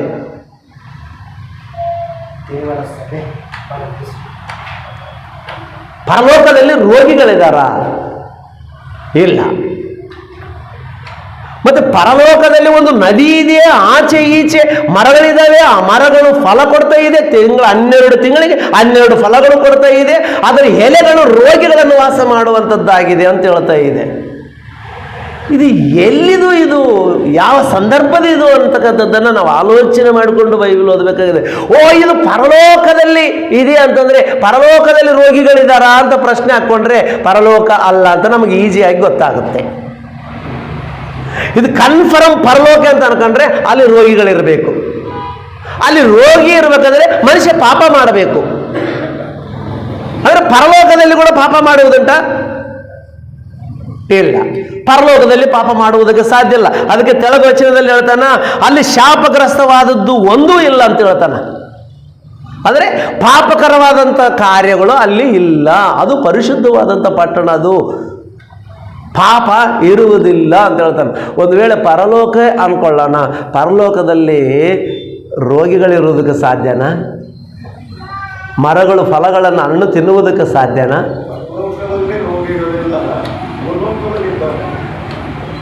ಈ ಸಂದರ್ಭನ ನಾವು ಆಲೋಚನೆ ಮಾಡೋಣ. ಈ ಸಂದರ್ಭ ಭೂಲೋಕದಲ್ಲೇ ರೋಗಿಗಳು, ಭೂಲೋಕದಲ್ಲೇ ಪಾಪಿಗಳು, ಭೂಲೋಕದಲ್ಲೇ ಶಾಪಗ್ರಸ್ತವಾದದ್ದು ಎಲ್ಲವೂ ಇಲ್ಲೇ ಇದೆ, ಇಲ್ಲೇ ಇದೆ. ಇದು ಒಂದು ವಿಷಯ ಹೇಳ್ತಾನ, ಏನಂತಂದರೆ ಆ ಒಂದು ಪಟ್ಟಣದಲ್ಲಿ ಯಾವುದು ಶಾಪಗ್ರಸ್ತವಾದದ್ದು ಇರುವುದಿಲ್ಲ. ಯಾವುದು ಪರದೇಶಿ? ದೇವರ ಪರದೇಶಿ, ದೇವರ ನಿವಾಸ ಮಾಡುವುದಕ್ಕಾಗಿ ಇಷ್ಟಪಟ್ಟಂಥ ಪರದೇಶಿ, ದೇವರು ಆಶೆ ಪಟ್ಟು ಕಟ್ಟಿಕೊಂಡಿರ್ತಕ್ಕಂಥ ಪಟ್ಟಣ, ಆತನಿಗೆ ಇಷ್ಟವಾದಂಥ ಒಂದು ಪಟ್ಟಣ ಕಟ್ಟಿಕೊಂಡಿದ್ದಾನೆ. ಒಂದು ದೊಡ್ಡ ಪ್ಯಾರಡೈಸ್ ಕಟ್ಟಿಕೊಂಡಿದ್ದಾನಂತೆ. ಆ ಪ್ಯಾರಡೈಸ್ನಲ್ಲಿ ನಾನು ವಿಶ್ರಾಂತಿ ತೆಗೆದುಕೊಳ್ಳಬೇಕಂತೇಳಿ ಆಶೆ ಪಡ್ತಾ ಇದ್ದಾನೆ ದೇವರು. ಮನುಷ್ಯರ ಕೈಯಿಂದ ನಿರ್ಮಿತವಾದದ್ದು ಅಲ್ಲ, ಅದು ದೇವರೇ ತನ್ನ ಸ್ವಹಸ್ತಗಳಿಂದ ಆ ಪಟ್ಟಣವನ್ನು ಕಟ್ಟಿಕೊಂಡಿದ್ದೇನೆ. ಇವತ್ತು ನಾವು ದೊಡ್ಡ ದೊಡ್ಡ ಮನೆಗಳನ್ನು ಕಟ್ಟಿಕೊಳ್ತಾ ಇದ್ದೀವಿ. ಯಾಕಂತಂದರೆ ನಾವು ವಿಶ್ರಾಂತಿ ತೆಗೆದುಕೊಳ್ಳುವುದಕ್ಕಾಗಿ. ಕೆಲವು ರಾಜಕೀಯ ನಾಯಕರಾದರೆ ಒಂದೊಂದು ಜಿಲ್ಲೆಯಲ್ಲಿ ಒಂದೊಂದು ದೊಡ್ಡ ಪ್ಯಾರಡೈಸ್ ಇರ್ತದೆ ಅವರಿಗೆ, ದೊಡ್ಡ ಮನೆ. ಯಾಕಂದರೆ ನಾನು ಬೀದರ್ಗೆ ಹೋದರೆ ಬೀದರಲ್ಲಿ ವಿಶ್ರಾಂತಿ ತೆಗೆದುಕೊಳ್ಳುವುದಕ್ಕೆ ಅಲ್ಲಿ ಒಂದು ನನಗೆ ಮನೆ ಬೇಕು. ನಾನು ಗುಲ್ಬರ್ಗಕ್ಕೆ ಹೋದರೆ ಗುಲ್ಬರ್ಗದಲ್ಲಿ ನಾನು ವಿಶ್ರಾಂತಿ ತೆಗೆದುಕೊಳ್ಳುವುದಕ್ಕೆ ಒಂದು ಮನೆ ಬೇಕು. ನಾನು ಬೆಂಗಳೂರಿಗೆ ಹೋದರೆ, ಮೈಸೂರಿಗೆ ಹೋದರೆ, ಮಂಗಳೂರಿಗೆ ಹೋದರೆ ವಿಶ್ರಾಂತಿ ತೆಗೆದುಕೊಳ್ಳುವುದಕ್ಕೆ ಮನೆಗಳು ಬೇಕಂತೇಳಿ ರಾಜಕಾರಣಿಗಳು ಒಂದೊಂದು ಜಿಲ್ಲೆಯಲ್ಲಿ ಒಂದೊಂದು ಮನೆಯನ್ನು ಕಟ್ಟಿಕೊಂಡು ವಿಶ್ರಾಂತಿ ತೆಗೆದುಕೊಳ್ಳುವುದಕ್ಕೆ ಪ್ರಯತ್ನ ಮಾಡ್ತಿರ್ತಾರೆ ಪ್ರಿಯರೇ. ಅಂದರೆ ಭೂಲೋಕದಲ್ಲಿ ಮನುಷ್ಯನಾಗಿರ್ತಕ್ಕಂಥ ನಿನಗೆ ಒಂದು ಪಟ್ಟಣಕ್ಕೆ ಹೋದರೆ, ಒಂದು ಊರಿಗೆ ಹೋದರೆ, ನನಗೆ ವಿಶ್ರಾಂತಿ ಗೃಹ ಬೇಕು, ನಿರೀಕ್ಷಣೆ ಮಂದಿರ ಬೇಕು, ನಾನು ಪ್ರಶಾಂತವಾಗಿರುವಂತಹ ನನಗೆ ಮನೆ ಬೇಕು ಅಂತೇಳಿ ಕಟ್ಟಿಕೊಳ್ಳುವಾಗ ದೇವರು ಕಟ್ಟಿಕೊಂಡಿರ್ತಕ್ಕಂಥ ಒಂದು ಪ್ಯಾರಡೈಸ್ ಇದೆ. ಅದು ನಾನು ವಿಶ್ರಾಂತಿ ಪಡೆಯುವಂಥದ್ದು, ನಾನು ವಿಶ್ರಾಂತಿ ಪಡೆಯುವಂಥದ್ದು. ಪ್ರಕಟಣೆ ಗ್ರಂಥ 2ನೇ ಅಧ್ಯಾಯ 7ನೇ ವಚನದಲ್ಲಿ ಇರತಕ್ಕಂಥ ದೇವರ ಪರದೇಶಿ ಅಂತಂದರೆ ಯಾವುದು ಅಂತಕ್ಕಂಥದ್ದು ಇವತ್ತಿಗೂ ಪ್ರಪಂಚದಲ್ಲಿರ್ತಕ್ಕಂಥ ಕ್ರೈಸ್ತರು ಕೂಡ ಆಲೋಚನೆ ಮಾಡುವಂಥದ್ದು ಇದಾಗಿದೆ ಪ್ರಿಯ. ಪರದೇಶ ಅಂದ ತಕ್ಷಣ ದೇವರೊಂದು ಏನಾದ್ರು ಪರಲೋಕದಲ್ಲಿ ಒಂದು ಸಣ್ಣದೊಂದು ಗೆಸ್ಟ್ ಹೌಸ್ ಏನಾದರೂ ಮಾಡ್ಕೊಂಡಿದ್ದಾನೇನು? ಈ ಎಲ್ಲರ ಕಿರಿಕಿರಿ ತಾಳಾರದೆ ಪರಲೋಕದಲ್ಲಿ ಆ ಗೆಸ್ಟ್ ಹೌಸ್ನಲ್ಲಿ ಏನಾದರೂ ನಿವಾಸ ಮಾಡ್ತಾನೇನೋ ಅಂತ ಅಂದ್ಕೊಂಡ್ರೆ ಅಲ್ಲ ಪ್ರಿಯರೇ, ಅದಲ್ಲ. ಆತನು ಎಲ್ಲಿರಬೇಕಂತ ಆಸೆ ಪಟ್ಟಿದ್ದಾನೋ, ಎಲ್ಲಿ ವಾಸ ಮಾಡಬೇಕಂತ ಇಷ್ಟಪಡ್ತಾ ಇದ್ದಾನೋ ಅದನ್ನು ನಾವು ಆಲೋಚನೆ ಮಾಡೋಣ ಪ್ರಿಯರೇ, ಅದನ್ನೇ ಆಲೋಚನೆ. ಅದಕ್ಕೆ ತನ್ನ ಸ್ವಹಸ್ತಗಳಿಂದ ಕಟ್ಟಿಕೊಂಡಿರ್ತಕ್ಕಂಥ ಪ್ಯಾರಡೈಸ್ ಅದು, ಪರದೇಶಿ ಅದು. ಅದರಲ್ಲಿ ನಿವಾಸ ಮಾಡಬೇಕಂತ ಅಂದ್ಕೊಂಡಿದ್ದಾನೆ, ಅದರಲ್ಲಿ ವಾಸ ಮಾಡಬೇಕಂತ ಅಂದ್ಕೊಂಡಿದ್ದಾನೆ ಆತನು. ಭೂಲೋಕದಲ್ಲಿ ಏನಾದರೂ ಇದೇನ? ಜೀವವೃಕ್ಷದ ಹಣ್ಣು ಇರುವಂಥ ಏದೇನು ತೋಟ ಏನಾದರೂ ದೇವರು ಪರದೇಶಿನ? ಯಾಕಂದರೆ ಜೀವವೃಕ್ಷ ಆ ನದಿಗಳು ತೋಟ ಮಧ್ಯದಲ್ಲೇ ಇರ್ತದೆ. 4 ನದಿಗಳಾಗಿ ಹರಿದವು, ನಮಗೆ ಗೊತ್ತು. ಏದೇನು ತೋಟದಲ್ಲಿ 4 ನದಿಗಳು. ಆ ಏದೇನು ತೋಟದಲ್ಲೇ ಜೀವವೃಕ್ಷದ ಮರಗಳು ಇತ್ತು, ಹೌದಾ? ಒಂದು ವೇಳೆ ಅದನ್ನು ನಾವು ಪರದೇಶಿ ಅನ್ಕೊಳ್ಳ, ದೇವರ ಪರದೇಶಿ, ವಿಶ್ರಾಂತಿ ತೆಗೆದುಕೊಳ್ಳುವಂಥ ಪ್ಲೇಸ್ ಅನ್ಕೊಳ್ಳೋಣ. ಅದು ಪರದೇಶಿ ಈಗಿಲ್ಲ. ಯಾವುದು? ಏದೇನು ತೋಟ ಇಲ್ಲ, ಜೀವವೃಕ್ಷದ ಹಣ್ಣು ಇಲ್ಲ, ಹೌದಾ? ಅದು ಒಂದು ವೇಳೆ ಅಂದ್ಕೊಂಡ್ರೆ, ಯಾಕಂದರೆ ದೇವರ ಪರದೇಶಿ ಅಂತ ಬೈಬಲ್ನಲ್ಲಿ ಬರೆದಿದೆ ಪ್ರಿಯರು. ಯಾವುದು ಯಾವುದು? ಯೆಹೆಜ್ಕೇಲ್ ಗ್ರಂಥ 28ನೇ ಅಧ್ಯಾಯದಲ್ಲಿ ನಾವು ನೋಡುವಾಗ, ಯೆಹೆಜ್ಕೇಲ್ 28ನೇ ಅಧ್ಯಾಯ ಒಂದ್ಸಲ ನೋಡ್ರಿ ಪ್ರಿಯರೇ, 13ನೇ ವಚನ, 13ನೇ ವಚನ, 28:13.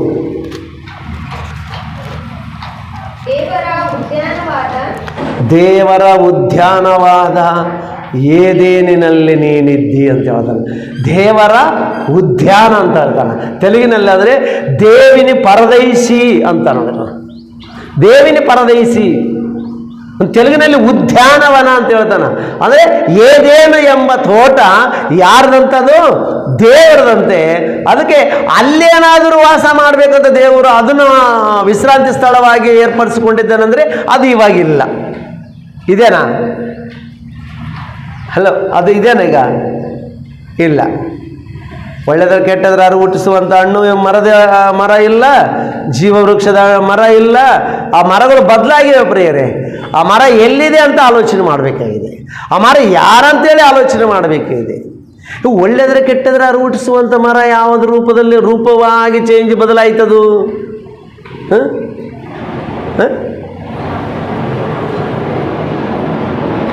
ಆ ಎರಡು ಮರಗಳು ಏದೇನು ತೋಟದಲ್ಲಿ ಇದ್ದಲ್ಲ, ಒಳ್ಳೆದರ ಕೆಟ್ಟದರ ಅರಿವು ಹುಟ್ಟಿಸುವಂಥ ಮರ, ಒಂದು ಜೀವವೃಕ್ಷದ ಫಲ. ಈ ಎರಡು ಮರಗಳು ಅಲ್ಲಿದ್ದು ಮರಗಳ ರೂಪದಲ್ಲಿದ್ದು. ಈಗ ಎರಡು ಮರಗಳು ಎಲ್ಲಿದ್ದಾವೆ ಹೇಳ್ರಿ ನೋಡೋಣ. ಆ ಎರಡು ಮರಗಳೆಲ್ಲಿದ್ದಾವೆ? ಮನುಷ್ಯನಲ್ಲಿದೆ. ಆ ಎರಡು ಮರಗಳೆಲ್ಲಿದ್ದಾವೆ ಅಂದರೆ ನಿನ್ನಲ್ಲಿ, ನನ್ನಲ್ಲಿ.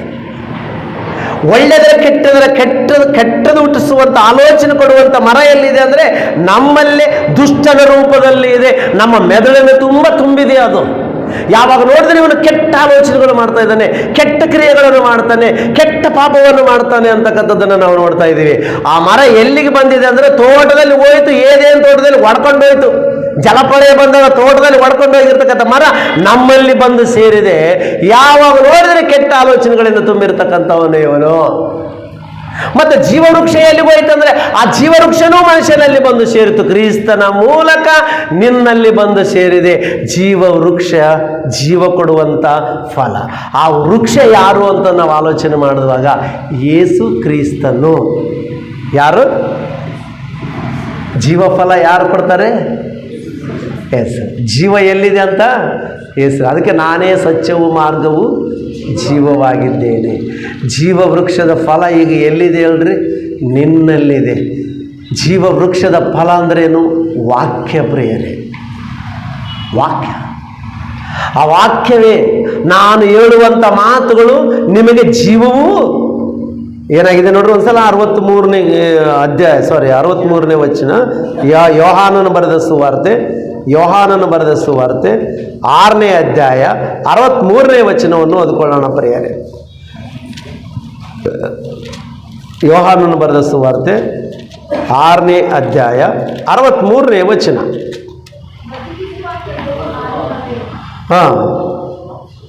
63ನೇ ವಚನ ಮ್ಯಾಲಿಂದ 62ನೇ ವಚನದಿಂದ ಹೋದ್ರಿ.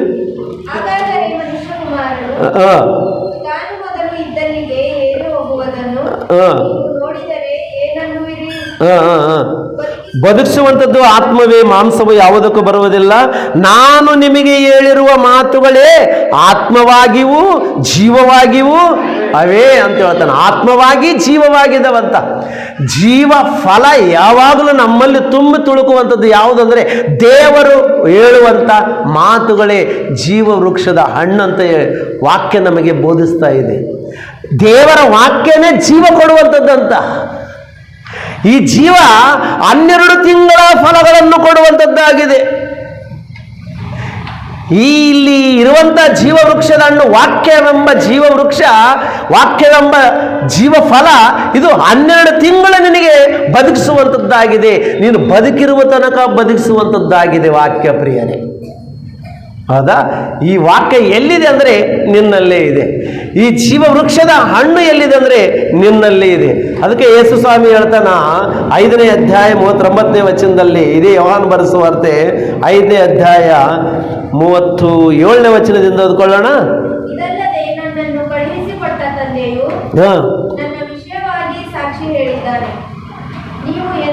39ನೇ ವಚನ ಓದಿ ಮೇಡಮ್. ಶಾಸ್ತ್ರಗಳಲ್ಲಿ ನಿತ್ಯ ಜೀವವು ದೊರೆಯುತ್ತದೆಂದು ನೀವು ನೆನೆಸಿ ಅವುಗಳನ್ನು ವಿಚಾರಿಸುತ್ತಿರಲ್ಲ, ಅವುಗಳು ನನ್ನ ವಿಷಯದಲ್ಲಿ ಸಾಕ್ಷಿ ಕೊಡುವುಗಳಾಗಿವೆ. ಆದರೂ ಜೀವ ಹೊಂದುವುದಕ್ಕಾಗಿ ನನ್ನ ಬಳಿಗೆ ಬರುವುದಕ್ಕೆ ನಿಮಗೆ ಮನಸ್ಸಿಲ್ಲ. ಜೀವ ಕೊಡುವಂಥವನು ನಾನಿದ್ದೀನಿ. ನನ್ನ ವಿಷಯದಲ್ಲಿ ನೀವು ಎಲ್ಲಿ ಯೇಸು ಸ್ವಾಮಿ ಬಗ್ಗೆ ಏನೇನು ಬರೆದಿದೆ ಅಂತ ನೋಡ್ತಾರೆ. ಎಲ್ಲ ಶಾಸ್ತ್ರಗಳನ್ನು ಪರಿಶೀಲನೆ ಮಾಡ್ತಾ ಇದ್ದೀರಿ.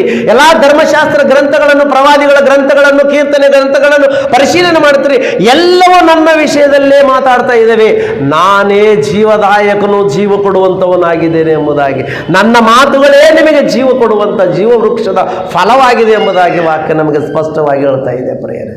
ಅಂದರೆ ಜೀವವೃಕ್ಷದ ಫಲ ಎಲ್ಲಿದೆ ಅಂದರೆ ನಮ್ಮ ನಮ್ಮಲ್ಲೇ ಇದೆ. ಈಗ ದೇವರ ಪರದೈಸಿನಲ್ಲಿ ದೇವರಿದ್ದಾನಂತ ಪ್ರಿಯರೇ. ಈಗ ಪರದೈಸಿ ಯಾವುದು ಅಂತ ನಮಗೆ ಕ್ಲಿಯರ್ ಗೊತ್ತಾಯಿತು. ಜೀವವೃಕ್ಷದ ಹಣ್ಣು ಎಲ್ಲಿದೆಯೋ ಅದೇ ಪರದೈಸಿ. ಜೀವವೃಕ್ಷದ ಫಲ ಎಲ್ಲಿದೆಯೋ ಅದೇ ಪರದೈಸಿ. ಈಗ ಜೀವವೃಕ್ಷದ ಫಲ ಎಲ್ಲಿದೆ? ನಮ್ಮಲ್ಲಿದೆ. ಅಂದರೆ ಈಗ ಪರದೈಸಿ ಯಾರು? ನಾವು. ದೇವರ ಪರದೈಸಿ ಅಂದರೆ ಏನು? ನಮ್ಮ ದೇಹ ದೇವರ ವಿಶ್ರಾಂತಿ ತೆಗೆದುಕೊಳ್ಳುವಂಥ ಸ್ಥಳ. ಕೊರಿಂಥದವರಿಗೆ ಬರೆದಂಥ ಎರಡನೇ ಪತ್ರಿಕೆ 6ನೇ ಅಧ್ಯಾಯ 18ನೇ ವಚನವನ್ನು ಓದಿಕೊಳ್ಳೋಣ ಪ್ರಿಯರೇ. ಕೊರಿಂಥದವರಿಗೆ ಬರೆದಂಥ ಪತ್ರಿಕೆ 2ನೇ ಪತ್ರಿಕೆ 6ನೇ ಅಧ್ಯಾಯ 18ನೇ ವಚನದಿಂದ ನಾವು ಕೆಲವು ವಚನಗಳನ್ನು ಓದಿಕೊಳ್ಳೋಣ. ಅಥವಾ 16ರಿಂದ ಓದ್ರಿ ಪ್ರಿಯರೇ, 16ರಿಂದ ಓದ್ರಿ. ದೇವರ ಮಂದಿರಕ್ಕೂ ವಿಗ್ರಹಗಳಿಗೆ ಒಪ್ಪಿಗೆ ಏನು? ನಾವು ಜೀವ ಸ್ವರೂಪನಾದ ದೇವರ ಮಂದಿರವಾಗಿದ್ದೇವಲ್ಲ. ಇದರ ಸಂಬಂಧವಾಗಿ ದೇವರು, ನಾನು ಅವರಲ್ಲಿ ವಾಸಿಸುತ್ತಾ ತಿರುಗಾಡುವೆನು, ನಾನು ಅವರಿಗೆ ದೇವರಾಗಿರುವೆನು, ಅವರು ನನಗೆ ಪ್ರಜೆಯಾಗಿರುವರು ಎಂದು ಹೇಳಿದ್ದಾನೆ. ಆದುದರಿಂದ ಅನ್ಯ ಜನರ ಮಧ್ಯದಲ್ಲಿಂದ ಹೊರಟು ಬಂದು ಪ್ರತ್ಯೇಕವಾಗಿರ್ರಿ, ಅಶುದ್ಧವಾದ ಯಾವುದಕ್ಕೂ ಮುಟ್ಟದಿರಿ ಎಂದು ಕರ್ತನು ಹೇಳುತ್ತಾನೆ. ನಾನು ನಿಮ್ಮನ್ನು ಸೇರಿಸಿಕೊಂಡು ನಿಮಗೆ ತಂದೆಯಾಗಿರುವೆನು, ನೀವು ನನಗೆ ಕುಮಾರಿಯರು ಆಗಿರುವಿರಿ, ಸರ್ವಶಕ್ತನಾದ ಕರ್ತನು ಹೇಳುತ್ತಾನೆ ಎಂಬುದಾಗಿ ಹೇಳ್ತಾ ಇದ್ದ ಪ್ರಿಯರೇ. ಏನಂತ ಪ್ರಿಯರೇ? ನಾನು ಎಲ್ಲಿ ವಾಸ ಮಾಡಬೇಕಂತ, ಎಲ್ಲಿ ಇರಬೇಕಂತ ಇಷ್ಟಪಡ್ತಾ ಇದ್ದೀನಿ? ಪರಲೋಕದಲ್ಲಿ ಇದ್ರೂ ಕೂಡ ಭೂಲೋಕದಲ್ಲಿ ಇರ್ತಕ್ಕಂಥ ನಿನ್ನೊಳಗೆ ನಿವಾಸ ಮಾಡಬೇಕಂತ, ಅದೇ ನನಗೆ ಸರಿಯಾದಂಥ ವಿಶ್ರಾಂತಿ ಸ್ಥಳ ಎಂಬುದಾಗಿ ಹೇಳ್ತಾ ಇದ್ದಾನೆ ಪ್ರಿಯರೇ. ನೀವೇನು ದೇವರು ಪರಲೋಕದಲ್ಲಿ ಹಾಯಾಗಿ ಕುಂತಿದ್ದಾನೆ, ಅವ್ರಿಗೆ ಏನು ಪ್ರಾಬ್ಲಮ್ ಇಲ್ಲ ಅಂತ ನೀವು ಹೇಳ್ತಾ ಇದ್ದೀರಿ. ಪ್ರಪಂಚದ ಪ್ರಜೆಗಳೆಲ್ಲ ಕೂಡ ಪಾಪಗಳು ಮಾಡುವುದರಿಂದ ನಾನು ವಾಸ ಮಾಡುವಂಥ ಮನುಷ್ಯನ ದೇಹದಲ್ಲಿ ಜೀವ ವೃಕ್ಷದ ಹಣ್ಣನ್ನು ಇಟ್ಟು ಆ ಒಂದು ಪರದೇಶದಲ್ಲಿ, ಆ ಒಂದು ತೋಟದಲ್ಲಿ ನಾನು ನಿವಾಸ ಮಾಡಬೇಕಂತ ಅನ್ಕೊಂಡ್ರೆ ಆ ತೋಟ ಎಲ್ಲ ಹಾಳಾಗಿದೆ ಅಂತ ಹೇಳ್ತಾ ಇದ್ದಾನೆ ಪ್ರಿಯರೇ. ಆ ತೋಟ ಎಲ್ಲ ಹಾಳಾಗಿದೆ. ಪರದೇಶಿ ಎಂಬ ದೇಹವೆಂಬ ಈ ತೋಟದಲ್ಲಿ ನನಗೆ ನಿವಾಸ ಮಾಡುವುದಕ್ಕೆ ಕಾಲಾವಕಾಶ ಇಲ್ಲ ಏನ್ರಿ? ನಾವು ಮನೆ ಮುಂದೆ ಸಣ್ಣದಾಗಿ ಒಂದು ತೋಟ ಮಾಡ್ಕೊಳ್ತೀವಿ ಪ್ರಿಯರೇ. ದೊಡ್ಡ ದೊಡ್ಡ ಮನೆ ಕಟ್ಕೊಂಡವರು, ಬಂಗ್ಲೆ ಕಟ್ಕೊಂಡವರು ಏನು ಮಾಡ್ತಾರೆ ಅಂದ್ರೆ ಸಣ್ಣದೊಂದು ತೋಟ ಮಾಡ್ಕೊತಾರೆ. ಆ ತೋಟದಲ್ಲಿ ಗುಲಾಬಿ ಹೂವುಗಳನ್ನು, ಕನಕಾಂಬರಿ ಹೂವನ್ನು, ಜಾಜಿಗೆ ಹೂವು, ಮಲ್ಲಿಗೆ ಹೂವು, ಮೈಸೂರು ಮಲ್ಲಿಗೆ, ಸುವಾಸನೆ ಕೊಡುವಂಥ ಕೆಲವು ಹೂವುಗಳ ಸಸಿಗಳನ್ನು ನಾಟಿಕೊಂಡು ಸುಂದರವಾಗಿ ಕಟ್ಟಿಕೊಂಡು, ಯಾಕಂದರೆ ಅದರಲ್ಲಿ ಒಂದು ಚೇರ್ ಹಾಕೊಂಡು ಕುಂತರೆ ನಮಗೆ ಭಾಳ ಪ್ರಶಾಂತ ಇರುತ್ತೆ. ಯಾಕಂದರೆ ಅಷ್ಟು ಅದ್ಭುತವಾದಂಥ ತೋಟದಲ್ಲಿ ನಾನು ಕೂತ್ಕೊಂಡಿದ್ದೀನಿ ಅಂತೇಳಿ. ಅದೇ ನಮಗೆ ಪ್ಯಾರಡೈಸ್. ನಮಗೆ ಎಲ್ಲಿ ಸಮಾಧಾನ ಸಿಗುತ್ತೆ ಅಂತೇಳಿ ನಾವು ಅಚ್ಚನು ಹಸಿರಿನ ಪ್ರದೇಶದಲ್ಲಿ ನಾವು ಪ್ರಯಾಣ ಮಾಡ್ತಿರ್ತೀವಿ. ಈ ಮಳೆಗಾಲದಲ್ಲಿ, ಚಳಿಗಾಲದಲ್ಲಿ ಆದರೆ ಕೆಲವು ಪ್ರದೇಶಕ್ಕೆ ನಾವು ಟೂರ್ ಹೋಗ್ತಿರ್ತೀವಿ. ನಾವು ಜೋಗ ಜಲಪಾತ ಆಗಿರ್ಬೋದು, ಅಥವಾ ಇನ್ನೂ ಕೆಲವು ಜಲಪಾತಗಳಲ್ಲಿ, ಸಮುದ್ರ ಬೀಚ್ಗಳ ಕಡೆಗೆ ನಾವು ಅನೇಕ ಒಳ್ಳೆ ಒಳ್ಳೆ ಸ್ಥಳಗಳಿಗೆ ಹಚ್ಚ ಹೆಸರಲ್ಲಿ ತುಂಬಿರ್ತಕ್ಕಂಥದಕ್ಕೆ ಹೋಗ್ತೀವಿ. ಯಾಕಂದರೆ ಒಳ್ಳೆ ಪ್ಲೇಸು. ಅಲ್ಲಿಗೆ ಹೋದರೆ ನನಗೆ ಸಮಾಧಾನ ಸಿಗುತ್ತೆ, ಅಲ್ಲಿಗೆ ಹೋದರೆ ನನಗೆ ನೆಮ್ಮದಿ ಸಿಗುತ್ತೆ. ಕೆಲವು ಪ್ರದೇಶದಲ್ಲಿ ಹೋಗ್ತಿರ್ತೀವಿ, ಅಥವಾ ದೊಡ್ಡ ದೊಡ್ಡ ಚರ್ಚ್ಗಳಿಗೆ ಹೋಗ್ತಿರ್ತೀವಿ. ಅಲ್ಲಿ ಹೋಗಿ ಸ್ವಲ್ಪ ಹೊತ್ತು ಕುಂತರೆ ನನಗೆ ಮನಸ್ಸು ಶಾಂತಿ ಆಗುತ್ತೆ ಅನ್ನೋಂಥ ಭಾವನೆಯಿಂದ ನಾವು ಹೋಗ್ತಿರ್ತೀವಿ. ರೆಸ್ಟ್ ಆ್ಯಂಡ್ ಪೀಸ್ ಅಂದರೆ ಸಮಾಧಾನ ಸಿಗುವಂಥ ಸ್ಥಳಗಳಿಗೆ ನಾವು ಹೋಗ್ತಾ ಇರ್ತೀವಿ ಪ್ರಿಯರೇ. ಯಾಕೆ? ಯಾವ ಟೆನ್ಷನ್ ಇರೋದಿಲ್ಲ ಅಲ್ಲಿ ಅಂತೇಳಿ. ಹೌದಾ ಏನ್ರಿ? ಕೆಲವ್ರಿಗಾದ್ರೆ ಮನೆಯೇ ಪರದೇಶಿ. ಹೆಂಡತಿ ಮಕ್ಕಳು ಚಂದ ಇದ್ದಾರಂದರೆ, ಹೆಂಡತಿ ಮಕ್ಕಳು ಭಾಳ ಚಂದ ಇದ್ದಾರೆ ಅಂದರೆ, ಗಂಡ ಬರ್ತಾನೆ ಇದ್ದಾಗ ಹೆಂಡತಿ ನಗನಗ್ತಾ ಮಾತಾಡಿಸ್ಲು, ಮಕ್ಕಳು ಅಪ್ಪ ಬಂದಂತೇಳಿ ಚಂದ ಎಲ್ಲ ತಂದೆ ತಾಯಿ ಮಕ್ಕಳು ಎಲ್ಲರೂ ಕೂಡ ಹ್ಯಾಪಿಯಾಗಿದ್ದರೆ ಅದೇ ಅವನಿಗೆ ಸ್ವರ್ಗವಾಸಿ ಅಂತ ಹೇಳ್ತಾರೆ ಪ್ರಿಯರೇ. ನನ್ನ ಮನೆಯೇ ನನಗೆ ಸ್ವರ್ಗಪ್ಪ. ಯಾಕಂದರೆ ನನ್ನ ಮಕ್ಕಳು, ನನ್ನ ಹೆಂಡತಿ, ನನ್ನ ತಂದೆ ತಾಯಿ, ನನಗೆ ಅಣ್ಣ ತಮ್ಮಂದರು ಎಲ್ಲ ನನ್ನ ಮನೆಗೆ ಹೋದರೆ ಸಾಕು ಅಷ್ಟು ಪ್ರೀತಿ ಮಾಡ್ತಾರೆ, ಅಷ್ಟು ಶಾಂತಿ ಅನ್ನಿಸ್ತದೆ ನನ್ನ ಮನೆಗೆ ಹೋದ್ರೆ ಅಂತ ಹೇಳ್ತಾರೆ ಕೆಲವರು ಮನೆಗಂತೂ ಯಾಕೆ ಹೋಗ್ಬೇಕಪ್ಪ ಅಂತ ಅನ್ನಿಸ್ತಿರ್ತದೆ. ಯಾಕೆ ಹೇಳು? ಗಯ್ಯಾಳಿ ಹೆಂಡತಿ, ಮಕ್ಕಳು ಗಲಿಬಿಲಿ. ಮನೆಗೆ ಹೋದ ತಕ್ಷಣವೇ ಇವಳು ಏನು ಮಾಡ್ತಿರ್ತಾಳೆ? ಹೆಂಡತಿ ಸಿಟ್ಟು ಮಾಡ್ತಿರ್ತಾಳೆ, ಅತ್ತಂದಿಲ್ಲ ಇತ್ತಂದಿಲ್ಲ ಅಂತೇಳಿ ಇವಳು ಸಿಟ್ಟು ಮಾಡ್ತಾಳೆ. ಆ ಮಕ್ಕಳೇನು ಅಪ್ಪ ಬಂದರೆ ಸಾಕು, ಅಪ್ಪ ನಾಳೆ ಕಾಲೇಜ್ ಫೀಸ್ ಕಟ್ಟಬೇಕು, ಸ್ಕೂಲ್ ಫೀಸ್ ಕಟ್ಟಬೇಕು, ಅದು ಇದು ಅಂತ ತಲೆ ತಿಂದು ಬಿಡ್ತಿರ್ತಾರೆ. ಎಲ್ಲ ತಲೆ ತಿಂದು ಜೀರಿಗೆ ಎರೆದು ಬಿಡ್ತಾರೆ ಅವನಿಗೆ. ಅವನು ಅಂತಿರ್ತಾನೆ, ಮನೆಗೆ ಯಾಕಂತ ಬನ್ನಪ್ಪ ಅಂತಿರ್ತಾನೆ. ಮನೆಗೆ ಬರಲಾರ್ದು ಒಂದು ತಾಸು ಇನ್ನೂ ಹೊರಗಡೆ ಇದ್ದರೆ ಬೇಸಿತ್ತು. ಅವರೆಲ್ಲರೂ ಮಲ್ಕೊಂಡಾಗ ಮನೆ ಸೇರ್ಬೇಕಂತಿರ್ತಾನೆ. ಹಾಗಂದ್ರೆ ಅಷ್ಟು ಕೆಟ್ಟ ಆಲೋಚನೆಯಿಂದ ತುಂಬಿದೆ ಮನೆ ಅಂತೇಳಿ. ಇವತ್ತು ನಮ್ಮ ದೇಹಗಳೆಂಬ ಪರದೇಶಿ ಇದು ಪ್ಯಾರಡೈಸಿ ಅಂತ ಹೇಳ್ಕೊಂಡ್ರೆ ದೇವರು ಇಲ್ಲಿ ನಿವಾಸ ಮಾಡಬೇಕಂತ ಅನ್ಕೊಂಡಿದ್ದಾನೆ. ಆತನು ಕಟ್ಟಿಕೊಂಡಿರ್ತಕ್ಕಂಥ ನೀವು ಪ್ಯಾರಡೈಸ್ ಇದು, ಆತನು ಕಟ್ಟಿಕೊಂಡಿರ್ತಕ್ಕಂಥ ವಿಶ್ರಾಂತಿ ಗೃಹ ಇದು, ಆತನು ನಿರ್ಮಾಣ ಮಾಡಿಕೊಂಡಿರ್ತಕ್ಕಂಥ ನಿರೀಕ್ಷಣ ಮಂದಿರ ಇದು. ಈ ಮಂದಿರದಲ್ಲಿ ದೇವರು ನಿವಾಸ ಮಾಡಬೇಕಂತ ಅನ್ಕೊಂಡ್ರೆ ಇದು ಯಾವ ಸ್ಥಿತಿಯಲ್ಲಿದೆ ಒಂದ್ಸಲ ಆಲೋಚನೆ ಮಾಡ್ರಿ ಪ್ರಿಯರೇ. ತಾಯಿ ಗರ್ಭದಲ್ಲಿ ಇದಕ್ಕೆ ರೂಪವನ್ನು ಕೊಟ್ಟಿದ್ದಾನೆ ದೇವರು. ಇದು ನಾನು ನಿವಾಸ ಮಾಡುವುದಕ್ಕಾಗಿ ನಾನು ನಿರ್ಮಾಣ ಮಾಡ್ಕೊಂಡು ಅದು ಹೇಳ್ತಾ ಇದ್ದಾನೆ 16ನೇ ವಚನದಲ್ಲಿ, ನಾವು ಜೀವ ಸ್ವರೂಪನಾದ ದೇವರ ಮಂದಿರವಾಗಿದ್ದೇವಲ್ಲ. ಇದರ ಸಂಬಂಧವಾಗಿ ದೇವರು ಏನು ಹೇಳ್ತಾ ಇದ್ದಾನಂದ್ರೆ, ನಾನು ಅವರಲ್ಲಿ ವಾಸ ಮಾಡುತ್ತಾ ತಿರುಗಾಡುವೆನು. ವಾಸ ಮಾಡುತ್ತಾ ಏನ್ರಿ, ಆ ಪಾರ್ಕ್ನಲ್ಲಿ ಹೋಗಿ ತಿರುಗಾಡುವುದು ನಮಗೆ ಗೊತ್ತುಂಟು. ಹೌದಾ? ಪಾರ್ಕ್ ಸುತ್ತಾಡುವುದು ನಮಗೆ ಗೊತ್ತುಂಟು. ಒಳ್ಳೆ ಗಿಡಮರಗಳಲ್ಲಿ ಹೋಗಿ ಸುತ್ತಾಡುವುದು ನಮಗೆ ಗೊತ್ತುಂಟು. ಆ ಜಲಪಾತಗಳಲ್ಲಿ ಹೋಗಿ ಸುತ್ತಾಡಿ ಬರುವುದು ನಮಗೆ ಗೊತ್ತುಂಟು. ಯಾಕಂದರೆ ಸಮಾಧಾನಕ್ಕೋಸ್ಕರ ತಿರುಗಾಡ್ತಿರ್ತೀವಿ. ಇಲ್ಲಿ ದೇವರು ಹೇಳ್ತಾ ಇದ್ದಾನೆ, ನಾವೇ ಜೀವ ಸ್ವರೂಪನಾದ ದೇವರ ಮಂದಿರವಾಗಿದ್ದೇವೆ. ಆತನು ನಮ್ಮಲ್ಲಿ ಸಂಚರಿಸುತ್ತಾ ತಿರುಗಾಡುತ್ತಾ ಇರುವುದಕ್ಕೆ ಇಷ್ಟಪಡ್ತಾ ಇದ್ದಾರೆ. ಈ ಗಾರ್ಡನ್ನಲ್ಲಿ ತಿರುಗಾಡ್ಬೇಕು ಅನ್ಕೊಂಡಿದ್ದಾನೆ ದೇವರು. ದೇವರು ಕಟ್ಟಿಕೊಂಡಂಥ ಪರದೇಶಿನಲ್ಲಿ ದೇವರು ತಿರುಗಾಡಬೇಕಂತ ಅನ್ಕೊಂಡಿದ್ದಾನೆ ದೇವರು. ಅದನ್ನು ದೇವರಿಗೆ ಒಪ್ಪಿಸಿಕೊಟ್ಟಿದ್ದೇವಾ? ಜೀವವೃಕ್ಷ ಅಂದರೆ ವಾಕ್ಯ. ಆ ವಾಕ್ಯವು ಅವರಲ್ಲಿ ಇದ್ದುಕೊಂಡು ಅವರಿಗೆ ಆಹಾರವನ್ನು ಕೊಡ್ತೇನೆ. ನಾನು ಯಾವಾಗಲೂ ನಾನು ಅಲ್ಲಿ ಇದ್ದೀನಂದರೆ, ಅವರೊಳಗೆ ನಾನು ಇದ್ದೀನಂತಂದರೆ ಎನಿ ಟೈಮು ವಾಕ್ಯವನ್ನು ಅವರಿಗೆ ಹಂಚಿಕೊಡ್ತೇನೆ ನಾನು. ಅದಕ್ಕೆ ನಾವು ಯಾವಾಗಲೂ ಓದ್ತಿರ್ತೀವಿ ಪ್ರಕಟಣೆ ಗ್ರಂಥದಲ್ಲಿ 3ನೇ ಅಧ್ಯಾಯದಲ್ಲಿ ಏನಂತ, ಆತನು ಬಾಗಿಲನ್ನು ತಡ್ತಾ ಇದ್ದಾನೆ, ಯಾರಾದರೂ ತೆರೆದರೆ ಅವರು ಒಳಗೆ ಪ್ರವೇಶ ಮಾಡಿ ಅವನೊಳಗೆ ನಾನು ಬಂದು ಅವನ ಸಂಗಡ ನಾನು ಊಟ ಮಾಡುವೆನು. ಊಟ ಅಂದರೆ ಏನಂತ ಮಾಡ್ಕೊಂಡಿದ್ರಿ? ನೀವೇನು ಬಿರಿಯಾನಿ ಮಾಡಿದಿರಲ್ಲ ತಿನ್ಬೇಕಂತ ಮಾಡಿದಾನ? ಎಸ್ ಸ್ವಾಮಿ. ಯಾರಾದರೂ ಬಾಗಿಲು ತೆರೆದರೆ ನಾನು ಒಳಗಡೆ ಬರಬೇಕಂತ ಕಾಯ್ಕೊಂಡು ಕೂತಿದ್ದೇನೆ. ಯಾಕೆ ಗೊತ್ತಾ? ಅದು ನಾನು ಕಟ್ಟಿಕೊಂಡಿರ್ತಕ್ಕಂಥ ಪ್ಯಾರಡೈಸ್. ಅದರಲ್ಲಿ ನಾನು ಬಂದರೆ ಅವನ ಸಂಗಡ, ಅವನು ನನ್ನ ಸಂಗಡ ಊಟ ಮಾಡುವೆನು. ವಾಕ್ಯ ಹಂಚಿಕೊಡ್ತೀನಿ, ವಾಕ್ಯದಲ್ಲಿ ನಿಲ್ಲಿಸ್ತೀನಿ, ವಾಕ್ಯದಲ್ಲಿ ಬಲಪಡಿಸ್ತೇನೆ ನಿಮ್ಮನ್ನು, ವಾಕ್ಯದಲ್ಲಿ ನಿಮ್ಮನ್ನು ದೃಢಪಡಿಸ್ತೇನೆ ಅಂತೇಳಿ ವಾಕ್ಯ ಹೇಳ್ತಾ ಇದೆ ಪ್ರಿಯರೇ. ನಾವೇನು ಮಾಡ್ತಾ ಇದ್ದೀವಿ? ಅದಕ್ಕೆ ದೇವರ ಪರದೇಶಿ ನೀನೇ. ನಾವು ಈ ಲೋಕದಲ್ಲಿ ದೇವರಿಗೋಸ್ಕರ ಪ್ರಯಾಸ ಪಟ್ಟು ನಾವು ವಿಶ್ರಾಂತಿ ತೆಗೆದುಕೊಳ್ಳೋಕೆ ಹೋಗುವಂಥ ವಿಶ್ರಾಂತಿ ಸ್ಥಳ ಪರದೇಶಿ ಪಾತಾಳದಲ್ಲಿ ಒಂದು ಭಾಗವಾಗಿದೆ ಏನ್ರಿ. ದೇವರು ಪರಲೋಕವನ್ನು ಬಿಟ್ಟು ನಿನ್ನಲ್ಲಿ ನಿವಾಸ ಮಾಡುವುದಕ್ಕಾಗಿ ಇಷ್ಟಪಡ್ತಾ ಇದ್ದಾನೆ. ಪರಲೋಕವನ್ನು ಬಿಟ್ಟು ನಿನ್ನಲ್ಲಿ ವಾಸ ಮಾಡಬೇಕಂತ ಆಲೋಚನೆ ಮಾಡ್ತಾ ಇದ್ದಾನೆ. ಅದಕ್ಕೆ ಮೊದಲನೇ ಕೊರಿಂಥ ಪತ್ರಿಕೆಯಲ್ಲಿ 6ನೇ ಅಧ್ಯಾಯ 19ನೇ ವಚನ ಆಗಿರ್ಬೋದು, ಅದೇ 3ನೇ ಅಧ್ಯಾಯ 16ನೇ ವಚನದಲ್ಲಿ ಆಗಿರ್ಬೋದು, ನೀನು ದೇವರ ಮನೆಯಾಗಿದ್ದಿ, ದೇವರು ನಿನ್ನೊಳಗೆ ವಾಸ ಮಾಡಬೇಕಂತ ಕಾಯ್ತಾ ಇದ್ದಾನೆ. ನೀವು ಆ ಮನೆಯನ್ನು ಶುಚಿ ಮಾಡಿಕೊಳ್ಳಿರಿ, ಶುದ್ಧಿ ಮಾಡಿಕೊಳ್ಳಿರಿ. ಒಂದು ಗಾರ್ಡನ್ ಥರ ಏರ್ಪಾಟ್ ಮಾಡಬೇಕು ನಿನ್ನ ಮನೆ. ಈಗ ನೀನೇ ಪ್ಯಾರಡೈಸ್ ಅಂದಾಗ ನೀನು ಪ್ಯಾರಡೈಸ್ನಲ್ಲಿ ಏನಿರ್ಬೇಕಂದ್ರೆ ಜೀವವೃಕ್ಷದ ಹಣ್ಣು ಬಿಟ್ಟರೆ ಬೇರೆ ಯಾವ ಹಣ್ಣು ಇರಬಾರ್ದು. ಮುಳ್ಳಿನ ಗಿಡಗಳು ಇರಬಾರ್ದು ಇದರಲ್ಲಿ. ಮುಳ್ಳಿನ ಗಿಡ ಅಂದರೆ ಪಾಪ, ಮುಳ್ಳಿನ ಗಿಡ ಅಂದರೆ ಪಾಪ, ಅದು ಯಾವುದು ಇರಬಾರದು. ಜೀವವೃಕ್ಷದ ಹಣ್ಣುಗಳಿಂದ ತುಂಬಿರಬೇಕು, ವಾಕ್ಯದಿಂದ ತುಂಬಿರಬೇಕು ನಿನ್ನ ಹೃದಯ. ಆವಾಗ ದೇವರು ನಿನ್ನಲ್ಲಿ ಬಂದು ನಿವಾಸ ಮಾಡುವುದಕ್ಕೆ ಇಷ್ಟಪಡ್ತಾ ಇದ್ದಾನೆ. ಆತನಲ್ಲಿ ಬಂದು ವಾಸ ಮಾಡುವುದಕ್ಕೆ ಇಷ್ಟಪಡ್ತಾನಂತ ಪ್ರಿಯರೇ. ಆತನು ಪರದೇಶಿ ನಿನ್ನ ದೇಹ, ಆತನ ವಿಶ್ರಾಂತಿ ಗೃಹ ನಿನ್ನ ದೇಹ. ಮತ್ತೆ ಆತನ ವಿಶ್ರಾಂತಿ ತೆಗೆದುಕೊಳ್ಳುವುದಕ್ಕೆ ಅವಕಾಶ ಮಾಡಿಕೊಟ್ಟಿದೆಯಾ? ಇಲ್ಲ. ಮುಳ್ಳಿನ ಮರಗಳಿಂದಲೂ ಗಿಡಗಳಿಂದಲೂ ತುಂಬಿಕೊಂಡಿದೆಯಾ ನೀನು? ಒಂದು ವೇಳೆ ಅಂಥದ್ದಿದ್ರೆ ಸುಟ್ಟು ಬೂದಿ ಮಾಡ್ತಂತ ಹೇಳ್ತಾ ಇದ್ದಾನೆ.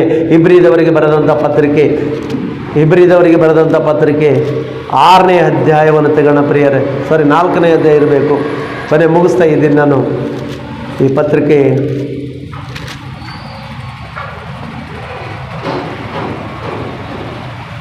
ನಾಲ್ಕನೇ ಅಧ್ಯಾಯ 6ನೇ ವಚನವನ್ನು ಓದಿಕೊಳ್ಳೋಣ ಪ್ರಿಯರೇ. ಇವರು ನನ್ನ ವಿಶ್ರಾಂತಿಯಲ್ಲಿ ಸೇರಿದವರಿಲ್ಲವೆಂದು ಹೇಳಿದ್ದಾನೆ. ಹೀಗಿರುವರಾಗಿ ವಿಶ್ರಾಂತಿಯಲ್ಲಿ ಕೆಲವರು ಸೇರಬೇಕೆಂಬುದೇ ಮತ್ತು ಇನ್ನೂ ಇರುವುದರಿಂದ ಮೊದಲು ಶುಭವರ್ತಮಾನವನ್ನು ದೇವರು ಅವಿಧೇಯರಾದವರಿಗೆ. ಇದೇನಾ ನಾನು ಓದ್ತಿರೋದು? 4 ವಚನಗಳವರೆಗೂ ಓದೋಣ. 6ನೇ ಅಧ್ಯಾಯ. ಒಂದು ಸಾರಿ ಪ್ರಕಾಶ ಜ್ಞಾನದಲ್ಲಿ ಸೇರಿ ಪರಲೋಕದಿಂದ ಉಂಟಾದ ದಾನದ ಅನುಭವವನ್ನು ಹೊಂದಿ ಪವಿತ್ರಾತ್ಮವರದಲ್ಲಿ ಪಾಲುಗಾರರಾಗಿ ದೇವರ ವಾಕ್ಯದ ಶ್ರೇಷ್ಠತೆಯನ್ನು ಮುಂದಣ ಯುಗದ ಮಹತ್ವವನ್ನು ಅನುಭವಿಸಿದವರು ಭ್ರಷ್ಟರಾದರೆ ಅವರಲ್ಲಿ ತಿರುಗಿ ಮಾನಸಾಂತರವನ್ನು ಹುಟ್ಟಿಸುವುದು ಅಸಾಧ್ಯ. ಯಾಕಂದರೆ ಅವರು ತಮ್ಮ ಪಾಲಿಗೆ ದೇವರ ಮಗನನ್ನು ಪುನಃ ಶಿಲುಬೆಗೆ ಹಾಕುವರು. ಆತನು ಎಲ್ಲರ ಮುಂದೆ ಅವಮಾನ ಪಡಿಸುವವರಾಗಿದ್ದಾರೆ. ಭೂಮಿಯು ತನ್ನ ಮೇಲೆ ಅನೇಕ ವರ್ತೆಯ ಸುರಿಯುವ ಮಳೆಯನ್ನು ಹೀರಿಕೊಂಡು ಅದು ಯಾರ ನಿಮಿತ್ತವಾಗಿ ವ್ಯವಸಾಯ ಮಾಡಲ್ಪಡುತ್ತದೋ ಅವರಿಗೆ ಅನುಕೂಲವಾದ ಬೆಳೆಯನ್ನು ಕೊಡುತ್ತದೆ, ದೇವರ ಆಶೀರ್ವಾದವನ್ನು ಹೊಂದುತ್ತದೆ. ಆದರೆ ಅದು ಮುಳ್ಳುಗಿಡಗಳನ್ನು ಕಳೆಗಳನ್ನು ಬೆಳೆಸಿದರೆ ಅಯೋಗ್ಯವೆನಿಸಿಕೊಂಡು ಶಾಪಕ್ಕೆ ಗುರಿಯಾಗುತ್ತದೆ, ಅದರ ಅಂತ್ಯವು ಸುಡಲ್ಪಡುವುದೇ ಎಂಬುದಾಗಿ ವಾಕ್ಯ ಹೇಳ್ತಾ ಇದೆ. ಪ್ರಿಯರೇ, ಭೂಮಿಯಲ್ಲಿರ್ತಕ್ಕಂಥ ಭೂಭಾಗದ ವಿಷಯದಲ್ಲಿ ಮಾತಾಡ್ತಾ ಇದ್ದೇನೆ. ಈಗ ಯಾವ ರೈತ ಆದರೂ ಕಷ್ಟಪಟ್ಟು ಅದನ್ನು ಹಸರು ಮಾಡಿ ಶುದ್ಧಿ ಮಾಡುತ್ತಾನೋ ಅದು ಚಂದ ಇರ್ತದೆ ಪ್ರಿಯರೇ. ಅದು ಬೀಜ ಬಿತ್ತಿದ ನಂತರ ಬೀಜವನ್ನೇ ಆ ಫಲವನ್ನು ಕೊಡುವುದನ್ನು ಬಿಟ್ಟು ಮುಳ್ಳುಗಿಡಗಳನ್ನು ಮತ್ತು ಕಸವನ್ನು ಬೆಳೆದರೆ ಅದು ಶಾಪವೆಂದು, ಅದು ಶಾಪಕ್ಕೆ ಗುರಿ ಆಗ್ತದೆ ಅಂತೇಳಿ ಹೇಳ್ತಾ ಇದ್ದಾನೆ. ಅಂದರೆ ಭೂಮಿ ಮೇಲೆ ನಾವು ಬಿತ್ತುವಂಥ ಒಂದು ಹೊಲಗದ್ದೆಗಳಲ್ಲಿ ಬೆಳೆ ಮಾತ್ರ ಕೊಡದೆ ಮುಳ್ಳುಗಿಡಗಳನ್ನು ಕೊಟ್ಟರೆ ಇದು ಭೂಮಿ ಕೆಲಸಕ್ಕೆ ಬರಲ್ಲ ಅಂತೇಳಿ ನಾವು ಹೆಸರಿಡುವಾಗ, ಇದೇ ದೇವರ ಪ್ಯಾರಡೈಸ್ ಅಂದಾಗ, ದೇವರ ವಿಶ್ರಾಂತಿ ಗೃಹ ಅಂದಾಗ ಈ ಗೃಹ ಉದ್ಯಾನವನ, ಇದು ಮೈಸೂರು ಬೃಂದಾವನ. ಆಲೋಚನೆ ಮಾಡ್ರಿ, ಇದು ಬೃಂದಾವನ ಆಗಬೇಕಾಗಿದಂತ, ದೇವರ ಉದ್ಯಾನವನ ಆಗಬೇಕಾಗಿದಂತ, ಇದರಲ್ಲಿ ಮುಳ್ಳು ಗಿಡಗಳಿರಬಾರ್ದಂತ ಪ್ರಿಯರೇ.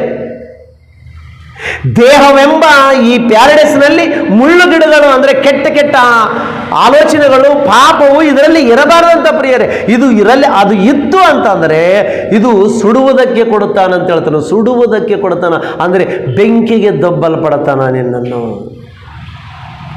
ಆಲೋಚನೆ ಮಾಡಿ ಪ್ರಿಯರೇ. ಅದಕ್ಕಾಗಿ ಪ್ರೀತಿಯುಳ್ಳ ದೇವರ ಮಕ್ಕಳೇ, ವಾಕ್ಯವು ನಾವು ಆಲೋಚನೆ ಮಾಡಬೇಕಾಗಿದೆ. ದೇವರ ಪರದೈಸಿನಲ್ಲಿ ಆತನ ವಿಶ್ರಾಂತಿ ತೆಗೆದುಕೊಳ್ಳಬೇಕಾಗಿದೆ. ಆ ಪರದೈಸಿನಲ್ಲಿ ಜೀವವೃಕ್ಷದ ಫಲವು ಇರುತ್ತದೆ, ಜೀವವೃಕ್ಷದ ಫಲವಿರುತ್ತದೆ. ಅದು ಸಭೆಯಾಗಿದೆ. ಒಂದು ವಚನ ತೋರಿಸ್ತೇನೆ ಪ್ರಿಯರೇ. ಪ್ರಕಟಣೆ ಗ್ರಂಥ ತೆಗಿರಿ ಪ್ರಿಯರೇ, ಎಲ್ಲರೂ ತೆಗಿರಿ.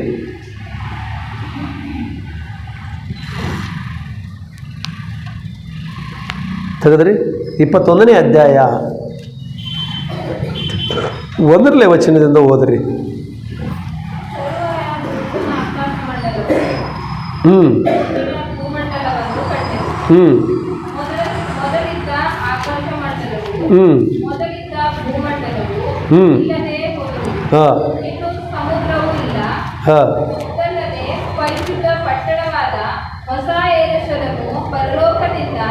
ದೇವರ ಬಳಿಯಿಂದ ಇಳಿದು ಬರುವುದನ್ನು ಕಂಡಿತು.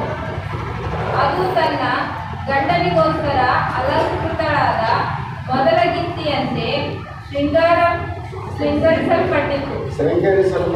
ಸಾಕು ಪ್ರಿಯರೇ, ಯಾವುದರ ವಿಷಯದಲ್ಲಿ ಮಾತಾಡ್ತಾ ಇದ್ದಾನೆ ಅಂತಂದರೆ ಸಭೆ ವಿಷಯದಲ್ಲಿ ಮಾತಾಡ್ತಾ ಇದ್ದಾನೆ. ಒಂದು ಸಭೆ ಯಾವ ರೀತಿಯಲ್ಲಿ ಶೃಂಗರಿಸಲ್ಪಟ್ಟಿರ್ಬೇಕಂದ್ರೆ ಉದ್ಯಾನವನ ಥರ ತನ್ನ ಗಂಡನಿಗೋಸ್ಕರ ಅಲಂಕೃತಳಾಗಿರಬೇಕಂತ ಸಭೆ. ನಾವು ಕ್ರಿಸ್ತನು ನಮಗೆ ಗಂಡನಾದರೆ ನಾವು ಕ್ರಿಸ್ತನಿಗೆ ಹೆಂಡತಿಯಾಗಿರ್ಬೇಕಂತ ವಾಕ್ಯ ಹೇಳ್ತಾ ಇದೆ. ಮತ್ತು ಕ್ರಿಸ್ತನಿಗೆ ಹೆಂಡತಿಯಾದವಳು ಹೆಂಗಿರಬೇಕು? ಒಂದು ಮಿನಿಸ್ಟ್ರಿ ಹೆಂಡತಿ ಹೆಂಗ ಇರ್ತಾಳೆ ಹೇಳ್ರೆ? ಒಬ್ಬ ದೊಡ್ಡ ಶ್ರೀಮಂತನ ಹೆಂಡತಿ ಹೆಂಗಿರ್ತಾಳೆ? ಅಥವಾ ನನ್ನ ಗಂಡ ಬರ್ತಾನೆ, ಊರಿಗೆ ಹೋಗಿದ್ದಾನೆ, ಗಂಡ ಬರ್ತಾನೆ ಅಂದರೆ ಹೆಂಡತಿ ಎಷ್ಟು ಅಲಂಕೃತಳಾಗುತ್ತಾಳೆ, ಎಷ್ಟು ಅಲಂಕರಿಸಿಕೊಳ್ತಾಳೆ. ಅಥವಾ ನಾನು ಯಾವುದನ್ನೊಂದು ಪಾರ್ಟಿಗೆ ಹೋಗ್ಬೇಕು, ನನ್ನ ಗಂಡನ ಜೊತೆಗೆ ನಾನು ಹೋಗ್ಬೇಕಂತಂದ್ರೆ ಅವಳು ಎಷ್ಟು ಅದ್ಭುತವಾಗಿ ಸುಂದರವಾಗಿ ತಯಾರಾಗುತ್ತಾಳೆ. ಹೊಸ ಬಟ್ಟೆ ಏನು, ಮೇಕಪ್ ಏನು, ಬಂಗಾರ ಹಾಕ್ಕೊಳ್ಳೋದೇನು, ಗಂಡನಿಗೋಸ್ಕರ ಅಲಂಕೃತಳಾಗಿರಬೇಕು ಅಂತ ಹೇಳಿದೆ. ನಾನು ಉದ್ಯಾನವನ ಅಂತ ಹೇಳಿದೆ, ನಿನ್ನನ್ನು ನಾನು ಉದ್ಯಾನವನ ಅಂತ ಹೇಳಿದೆ. ಹಾಗೂ ಇನ್ನೊಂದು ಉದಾಹರಣೆ ಕೊಟ್ಟು ಹೇಳ್ತಾ ಇದ್ದಾನೆ. ಯೇಸು ಕ್ರಿಸ್ತನು ಗಂಡ ಆದರೆ ನಾವು ಸಭೆ ಎಂಬ ಕನ್ಯಕೆಯಾಗಿ ನಾವು ದೇವರ ದೃಷ್ಟಿಗೆ ಯೋಗ್ಯರಾಗಿ ಕಾಣಿಸಿಕೊಳ್ಳುವುದಕ್ಕಾಗಿ ಅಲಂಕರಿಸಿಕೊಳ್ಳಬೇಕೆಂಬುದಾಗಿ ಹೇಳ್ತಾ ಇದ್ದಾನೆ. ಅಲಂಕರಿಸಿಕೊಂಡಾಗ ಗಂಡ ಅದನ್ನು ಇಷ್ಟಪಡ್ತಾನೆ ಅವಳನ್ನು. ಹೆಂಡತಿ ಅದ್ಭುತವಾಗಿ ಒಳ್ಳೆ ಬಟ್ಟೆಯನ್ನು ಹಾಕಿಕೊಂಡು ತಲೆ ಬಾಚಿಕೊಂಡು ಪೌಡರ್ ಹಚ್ಚಿಕೊಂಡು ಹೂವಿಟ್ಟುಕೊಂಡು ನಿಂತರೆ ಎಷ್ಟು ಇಷ್ಟಪಡ್ತಾನೆ ಗಂಡ ಅವಳನ್ನ, ಅಷ್ಟೇ ಯೇಸು ಕ್ರಿಸ್ತನು ಕೂಡ ನಿನ್ನನ್ನು ಇಷ್ಟಪಡುವಂಥವನಾಗಿದ್ದಾನೆ ಎಂಬುದಾಗಿ ಹೇಳ್ತಾ ಇದ್ದಾನೆ. ಪ್ರಿಯರೇ, ನಾವು ಅಲಂಕೃತರಾಗಿರಬೇಕು. ಯಾವುದರಿಂದ? ವಾಕ್ಯದಿಂದ, ಭಕ್ತಿಯಿಂದ, ನಂಬಿಕೆಯಿಂದ, ವಿಶ್ವಾಸದಿಂದ, ಹಾಡುಗಳ ಮುಖಾಂತರ, ಪ್ರಾರ್ಥನೆ ಮುಖಾಂತರ ನಮ್ಮ ಜೀವನವನ್ನು ಸರಿಪಡಿಸಿಕೊಳ್ಳಬೇಕಾಗಿದೆ, ಶುದ್ಧಿ ಮಾಡಿಕೊಳ್ಳಬೇಕಾಗಿದೆ. ಪ್ರಿಯರೇ, ಮನಸ್ಸನ್ನು ಶುದ್ಧಿ ಮಾಡಿಕೊಳ್ಳಬೇಕಾಗಿದೆ, ನಮ್ಮ ಹೃದಯವನ್ನು ಶುದ್ಧಿ ಮಾಡಿಕೊಳ್ಳಬೇಕಾಗಿದೆ. ಆ ಹೃದಯದಲ್ಲಿ ಬಂದು ಆತನು ವಿಶ್ರಾಂತಿ ತೆಗೆದುಕೊಳ್ಳಬೇಕಾದ್ರೆ ಏನ್ರಿ, ನಾವು ತಿಂಗಳಿಗೆ ಒಂದ್ಸಲ ಬರ್ತೀವಿ ನಾವು ಬೀದರಕ್ಕೆ. ಅಣ್ಣವ್ರು ಬಂದಿದ್ದಾರೆ, ಸಾರ್ನವ್ರು ಬಂದಿದ್ದಾರೆ, ಇವರಿಗೆ ವಿಶ್ರಾಂತಿ ಕೊಠಡಿ ಬೇಕು, ಇವರಿಗೆ ಅಂದರೆ ಲಾಡ್ಜ್ ಬೇಕು, ಇವರಿಗೆ ಒಳ್ಳೆ ಲಾಡ್ಜ್ ನೋಡೋಣಂತ. ಯಾವ್ದು ಬೇಕಾದ್ರೆ ಯಾವುದು ನೋಡಲ್ಲ. ನಮ್ಮ ಕುಶಲವರು ಎಲ್ಲ ಇದಾರಲ್ಲ, ರಾಜನವರು, ಇವು ಯಾವುದು ಲಾಡ್ಜ್ ಅಂದ್ರೆ ಅದು ನೋಡಲ್ಲ, ಒಳ್ಳೆ ಲಾಡ್ಜ್ ಬೇಕು. ಏಕೆ ಲಾಡ್ಜ್ ನೋಡ್ತಾರೆ, ಅದರಲ್ಲಿ ಆದರೆ ಫೆಸಿಲಿಟಿ ಚೆನ್ನಾಗಿರುತ್ತಾ, ಪ್ರಶಾಂತವಾಗಿರುತ್ತಾ, ಡಿಸ್ಟರ್ಬ್ ಇರಲ್ಲ ಅಲ್ಲಿ ಏನು. ಯಾಕೆ? ನಾವು ಬಂದು ಒಂದು ರಾತ್ರಿ ನಿದ್ದೆ ಮಾಡಿ ಒಂದು ಸ್ವಲ್ಪ ಹೊತ್ತು ಇದ್ದು ಮತ್ತೆ ಹೋಗುವುದಕ್ಕಾಗಿಯೇ ನಮಗೋಸ್ಕರ ಈ ವಿಶ್ರಾಂತಿ ತೆಗೆದುಕೊಳ್ಳುವುದಕ್ಕೆ ಇಷ್ಟು ಅದ್ಭುತವಾಗಿ ಕೊಠಡಿಯನ್ನು, ಸುಂದರವಾದಂಥ ಕೊಠಡಿಯನ್ನು ನಿರ್ಮಾಣ ಮಾಡುವುದಕ್ಕೂ ಅಥವಾ ಬಾಡಿಗೆ ತೆಗೆದುಕೊಳ್ಳುವುದಕ್ಕೆ ನೀವು ಸಿದ್ಧರಿದ್ದಾಗ, ದೇವರು ಶಾಶ್ವತವಾಗಿ ನಮ್ಮಲ್ಲೇ ನಿವಾಸ ಮಾಡ್ತಾನಂದಾಗ ಇದನ್ನು ಎಷ್ಟು ಅಲಂಕೃತವಾಗಿ ಇಟ್ಟುಕೊಳ್ಬೇಕು ಒಂದ್ಸಲ ಆಲೋಚನೆ ಮಾಡ್ರಿ. ಎಲ್ಲಿ ಲಾಡ್ಜ್ ಸಿಗಲಿಲ್ಲ ಅಂದರೆ ಯಾರಾದರೂ ಮನೆಗೆ ಕರ್ಕೊಂಡೋಗ ಸಾರ್ ಬರ್ತಾರಂತ ತಕ್ಷಣವೇ ಮನೆಯೆಲ್ಲ ಶುದ್ಧಿ ಮಾಡ್ತಾರೆ. ಇಲ್ಲ, ಅಪ್ಪಾಜಿ ಬರ್ತಾರೆ ಅಂದರೆ ನಮ್ಮ ಸುಜಾತ ಅಪ್ಪಾಜಿ ಬರ್ತಾರೆ ಅಂದರೆ ಸಾಕು, ಎಲ್ಲ ಎಲ್ಲಿದಲ್ಲಿ ಸಾಮಾನೆಲ್ಲ ಕ್ಲೀನ್ ಮಾಡಿ ಮನೆಯೆಲ್ಲ ಒರೆಸಿಬಿಟ್ಟು ಹಸಿ ಬಟ್ಟೆ ತಗೊಂಡು ಎಲ್ಲ ಒರೆಸಿ ಎಲ್ಲ ಕ್ಲೀನ್ ಮಾಡಿಟ್ಟು ಬರ್ತಾರೆ. ಯಾಕೆ? ಅಪ್ಪಾಜಿ ಬರ್ತಾರೆ, ಪಾಸ್ಟರ್ ಬರ್ತಾರೆ, ಸೇವಕರು ಬರ್ತಾರೆ. ಅಬ್ಬಬ್ಬಬ್ಬ, ಒಬ್ಬ ಸೇವಕನಿಗೋಸ್ಕರ ನಿನಗಿರ್ತಕ್ಕಂಥ ಮನೆ ಚಿಕ್ಕದಾಗಿದ್ರು ಕೂಡ ಅದು ಅಷ್ಟು ಅದ್ಭುತವಾಗಿ ಅಲಂಕರಿಸಿ ಅವರು ಇರುವ ತನಕ ಇಲ್ಲಿ ಯಾರು ಶಬ್ದ ಮಾಡಬಾರ್ದು ಅಂತೇಳಿ ಮಕ್ಕಳು ಕೂಡ ಹೊರಗೆ ಕಳಿಸಿಬಿಡ್ತಾರೆ. ಆ ರೂಮ್ನಲ್ಲಿ ಹೋಗ್ಬೇಡ್ರಿ, ಅಪ್ಪಾಜಿಗೆ ವಿಶ್ರಾಂತಿ ಬೇಕು, ಅವರು ಸ್ಟಡಿ ಮಾಡ್ತಾರೆ, ಬೈಬಲ್ ಸ್ಟಡಿ ಮಾಡ್ತಾರೆ, ಅವ್ರು ರೆಸ್ಟ್ ಮಾಡಲಿ ಅಂತೇಳಿ ಅವರಿಗೆ ಯಾರು ಡಿಸ್ಟರ್ಬ್ ಮಾಡಲಾರ್ದಂಗೆ ನೋಡ್ಕೊಳ್ಳುತ್ತಾ ಇದ್ದೀವಿ. ಮತ್ತು ದೇವರು ನಮ್ಮಲ್ಲಿ ನಿವಾಸ ಮಾಡಬೇಕು ಅನ್ಕೊಂಡಾಗ ಈ ವಿಶ್ರಾಂತಿ ಕೊಠಡಿಯಲ್ಲಿ ನಾವು ಹೆಂಗಿಟ್ಟುಕೊಂಡಿದ್ದೀವಿ ಅಂತಕ್ಕಂಥದ್ದು ನಾವು ಆಲೋಚನೆ ಮಾಡಬೇಕಾಗಿದೆ. ಆಲೋಚನೆ ಮಾಡಬೇಕು. ಇದು ವಿಶ್ರಾಂತಿ ಕೊಠಡಿ, ಇದು ಪ್ಯಾರಡೈಸ್, ವಿಶ್ರಾಂತಿ ತೆಗೆದುಕೊಳ್ಳುವಂಥ ಸ್ಥಳ. ಇದು ದೇವರು ಪರಲೋಕದಲ್ಲಿದ್ದಾರೆ ಎಂಬುದೊಂದು ಮಾತ್ರ ಗೊತ್ತು. ಪ್ರಿಯರೇ, ಎಷ್ಟು ಟೆನ್ಷನ್ ಗೊತ್ತಾ ಅಲ್ಲಿದ್ದು ದೇವರಿಗೆ. ಎಲ್ಲಾದರೂ ಆರಾಮಾಗಿದ್ದಾನೆ ದೇವರಂತ ಬೈಬಲ್ನಲ್ಲಿ ಎಲ್ಲಾದರೂ ಒಂದು ವಚನ ತೋರಿಸ್ತಾರೆ ನನಗೆ. ಪರಲೋಕದಲ್ಲಿ ಆತನ ಹಾಯಾಗಿದ್ದಾನೆ, ಸಂತೋಷವಾಗಿದ್ದಾನೆ ಅಂತೇಳಿ ಒಂದು ವಚನ ತೋರಿಸ್ಕೊಡ್ರಿ ಯಾರಾದರೂ ಇದ್ರೆ. ಇಲ್ಲ, ಆತನು ಭೂಮಿ ಮೇಲೆ ಮನುಷ್ಯರನ್ನು ನೋಡಿ ನೊಂದುಕೊಳ್ತಾ ಇದ್ದಾನೆ, ಮನುಷ್ಯ ನೊಂದುಕೊಳ್ತಾ ಇದ್ದಾನೆ, ಪಶ್ಚಾತ್ತಾಪ ಪಡ್ತಾ ಇದ್ದಾನೆ, ಕಣ್ಣೀರು ಸುರಿಸ್ತಾ ಇದ್ದಾನೆ, ಚಿಂತೆ ಮಾಡುವತನಾಗಿದ್ದಾನೆ. ಆತನಿಗೆ ಸಮಾಧಾನ ಇಲ್ಲ ಪರಲೋಕದಲ್ಲಿ. ಆ ಪರಲೋಕದಲ್ಲಿ ಸಮಾಧಾನ ಇಲ್ಲದೆ ಇರುವುದರಿಂದ ನಿನ್ನ ಬಳಿಗೆ ಬಂದು ನಿನ್ನೊಳಗೆ ವಿಶ್ರಾಂತಿ ತೆಗೆದುಕೊಳ್ಬೇಕು, ಅವಾಗ ಇವನು ಶುದ್ಧಿ ಆಗ್ತಾನಂತೇಳಿ ಆಸೆ ಪಟ್ಟು ನಿನ್ನೊಳಗೆ ಬರಬೇಕಂತ ಅನ್ಕೊಂಡ್ರೆ ನೀನು ನಿನ್ನ ಮನೇನ ಗಟರ್ ಮಾಡ್ಕೊಂಡಿದೀಯಾ, ಡ್ರೈನೇಜರ್ ಮಾಡ್ಕೊಂಡಿದೀಯಾ, ವಾಸನೆ ಹೊಡಿತಾ ಇದೆ, ಕೊಳತೋಗಿದೆ.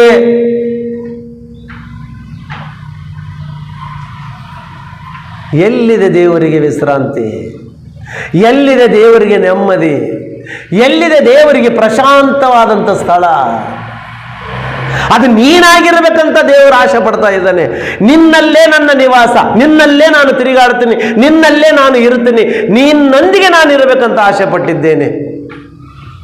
ಇಷ್ಟೆಲ್ಲ ಆಸೆ ಪಟ್ಟುಕೊಂಡು ದೇವರು ಎದುರು ನೋಡುವಾಗ ಬರಬೇಕಂತ ಆಸೆ ಪಟ್ಟಾಗ ಇದ್ರ ತುಂಬ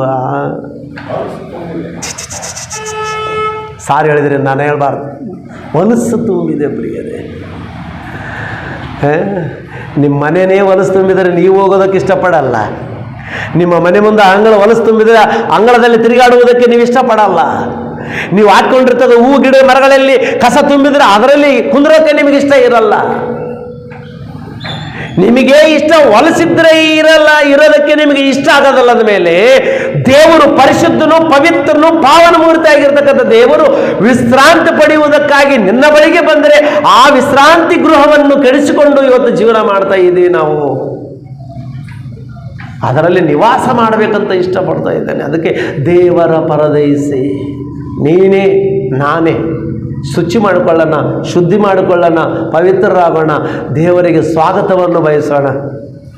ತಿಂಗಳಿಗೊಂದ್ಸಲ ಬಂದಾಗ ನಮ್ಮನ್ನು ಸ್ವಾಗತ ಬಯಸುವುದಕ್ಕಾಗಿ ಎಲ್ಲಿಗೆ ಬರ್ತಿರ್ತೀರಿ? ರೈಲ್ವೆ ಸ್ಟೇಷನಿಗೆ ಬಂದುಬಿಡ್ತೀರಿ.